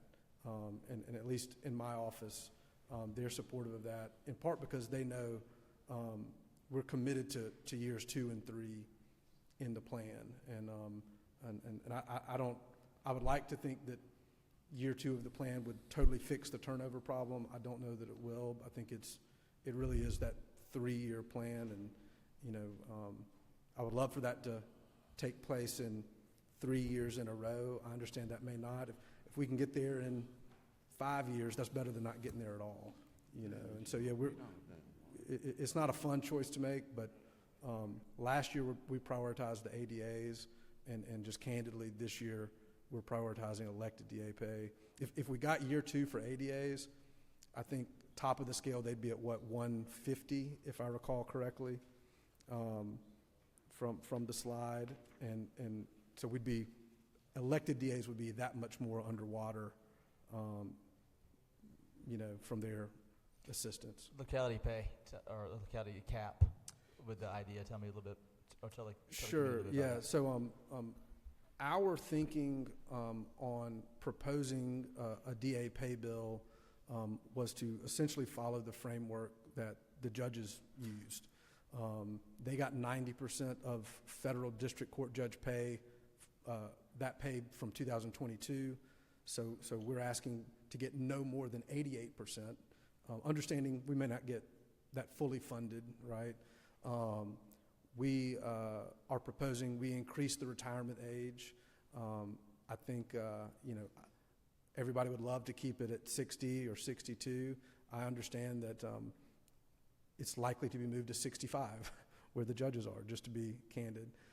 We've also proposed the same cap on county supplement pay, what's called locality pay. I believe the judges were capped at 10%, and if the funding we got was substantially lower than 88%, that could create a problem.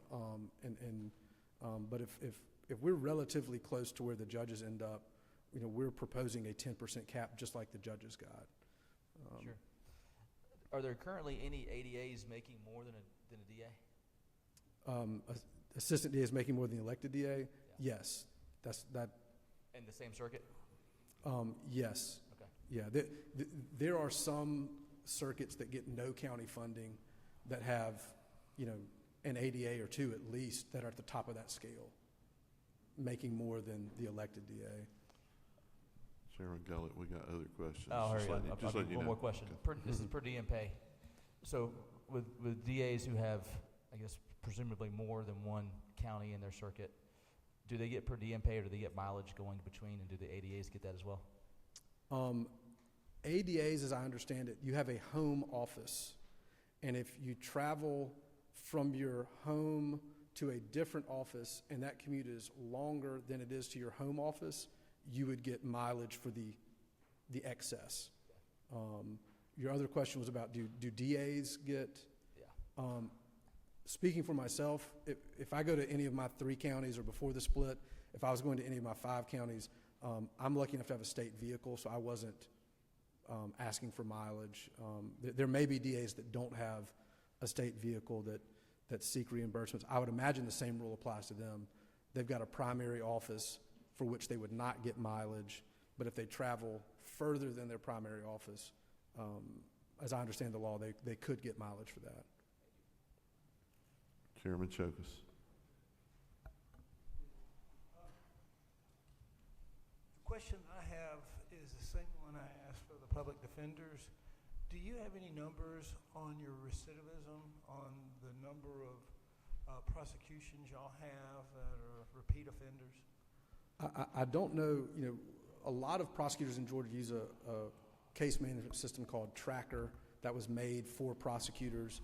The Prosecuting Attorneys Council helped develop that software.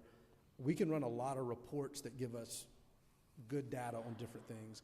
I don't know that we currently have that software where it can run a report on recidivism, but as I heard you ask that question, I wondered, is that something we could develop? You know, I mean, the names are the same, right? So it seems like that's something we could do. I'm not a tech guru like Chairman Gullett here, but I think that's something we could look into and try to do.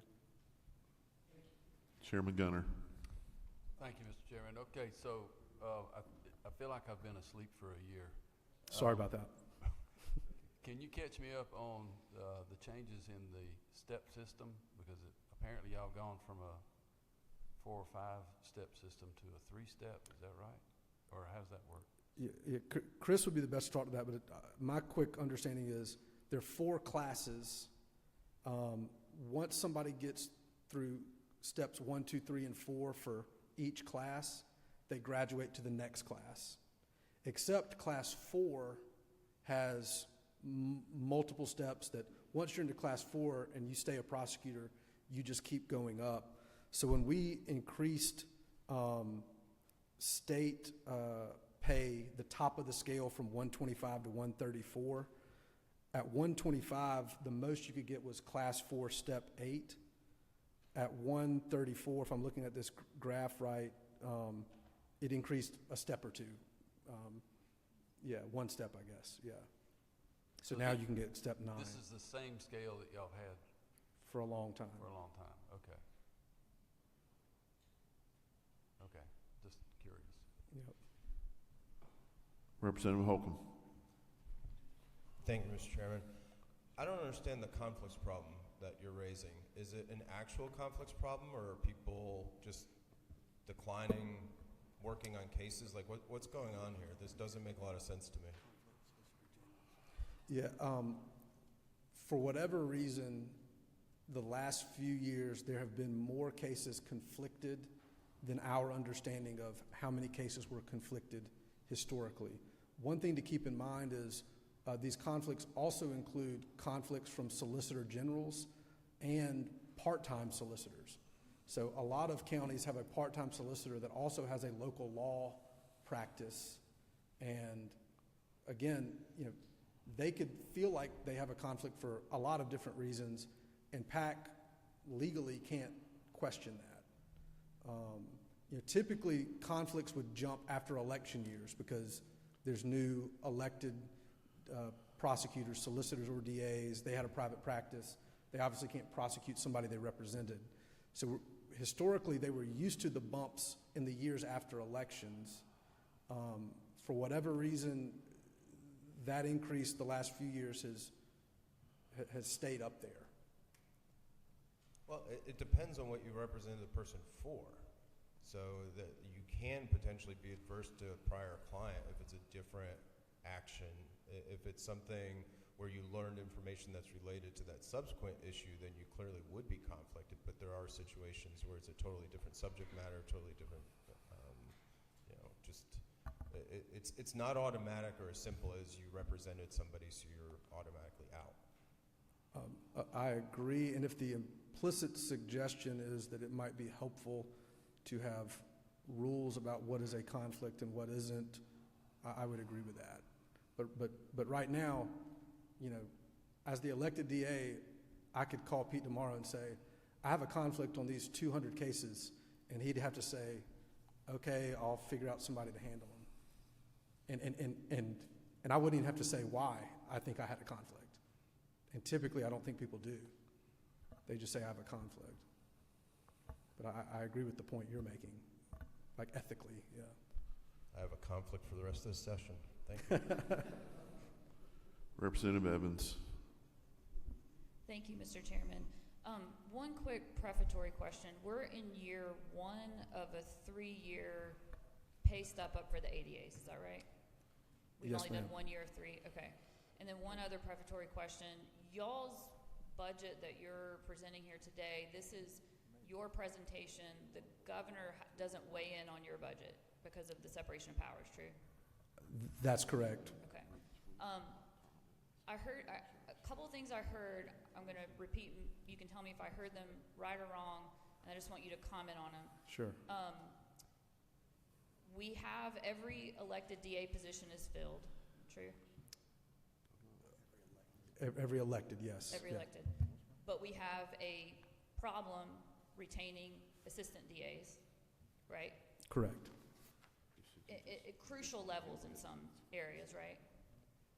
Yeah, I would say particularly rural areas, yeah. I assume we have shared with the ADAs the presentation of the step up over 3 years, and while they know it's at the discretion of the legislature, they would assume, I think, that their elected DAs and that PAC is going to advocate for the rest of those steps. I think that would be a fair assumption, don't you? Yes, like steps 2 and 3. Correct. But you're down here asking us to jump off the 1, 2, 3 in favor of a pay raise to elected DAs where we don't have vacancies, but we do have vacancies of ADAs. I'm trying to understand how that's responsible for leaders of offices that are responsible for making sure that bad guys aren't on the street, and how it's responsible to ask us to prioritize that when we know we've got these vacancies. Yeah, well, to be clear, we're asking for both. Chairman Gullett asked me, you know, but if you had to prioritize, which one are you picking? Yeah, if the DAs, on behalf of the DAs that voted, and I personally agree with this, like I said, I've spoken to my office about it, and they support it.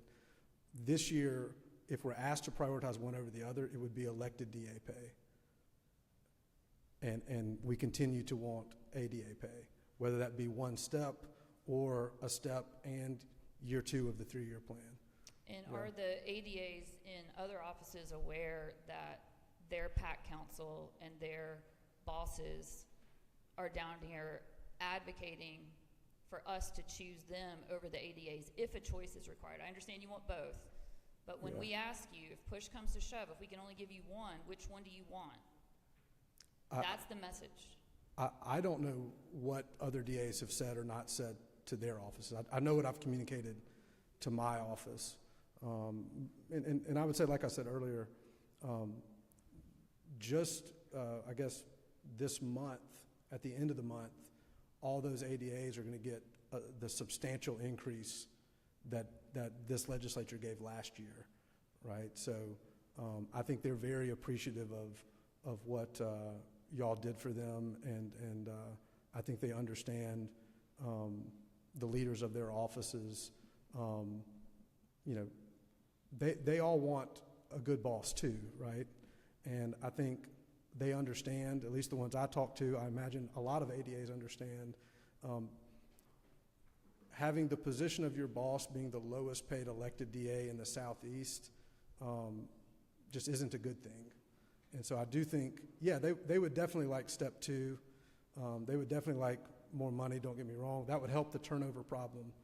But elected DA pay is a problem as well. And it's not just, yeah, it's in my personal financial interest, don't get me wrong, but as a policy matter, I think this is a legitimate issue, being this much lower paid than other states. Perhaps when we have our subcommittee hearings, we could have some ADAs come in. I would be very interested to know if surveys have been taken across other offices and how those ADAs feel, and even more so, perhaps other members of the criminal justice system about how the system doesn't work when we don't have ADAs, and that I want somebody to tell me why not filling those positions is not the priority over raising DA pay. That would be good for subcommittee. One other question, if I might, Mr. Chairman, on a different subject. ARPA money is running out. How are y'all filling in those gaps? Yes, I'm glad you asked that. This occurred to me during the prior presentation as well. I noticed they were asking for ARPA funds. As I understand it, the Public Defender Standards Council was given ARPA money directly. DAs, to the extent we got ARPA money, it went through AOC and was subject to the decisions of our chief judge. So early on in the ARPA process, before our circuit split, my office got no ARPA money for those first 2 or 3 years. Now we've got a circuit split, and I've got a different chief judge. The last year and this year, I have gotten ARPA money to fund one ADA. I can tell you, we've had no discussions, maybe we're dumb or something, but we've had no discussions about coming to the legislature to ask for y'all to cover our ARPA allocations. My understanding is I've got to go to my county to do that, and I intend to do that, just so you know. But I haven't had a single discussion with a single DA that we expect the legislature to pick up ARPA dollars. Thank you. Looks like that's all the prosecuting you get today. All right. Thank you all. Thank you all very much. Y'all, we are finished. We start back up at 8 in the morning. Just in case some of you haven't seen the speaker, and I don't know if the Senate is addressed or not, but Monday we will not have to be here, but the speaker is going to gavel in, so it counts as a day, but we will not be expected to be here Monday. But be here tomorrow. Thank you.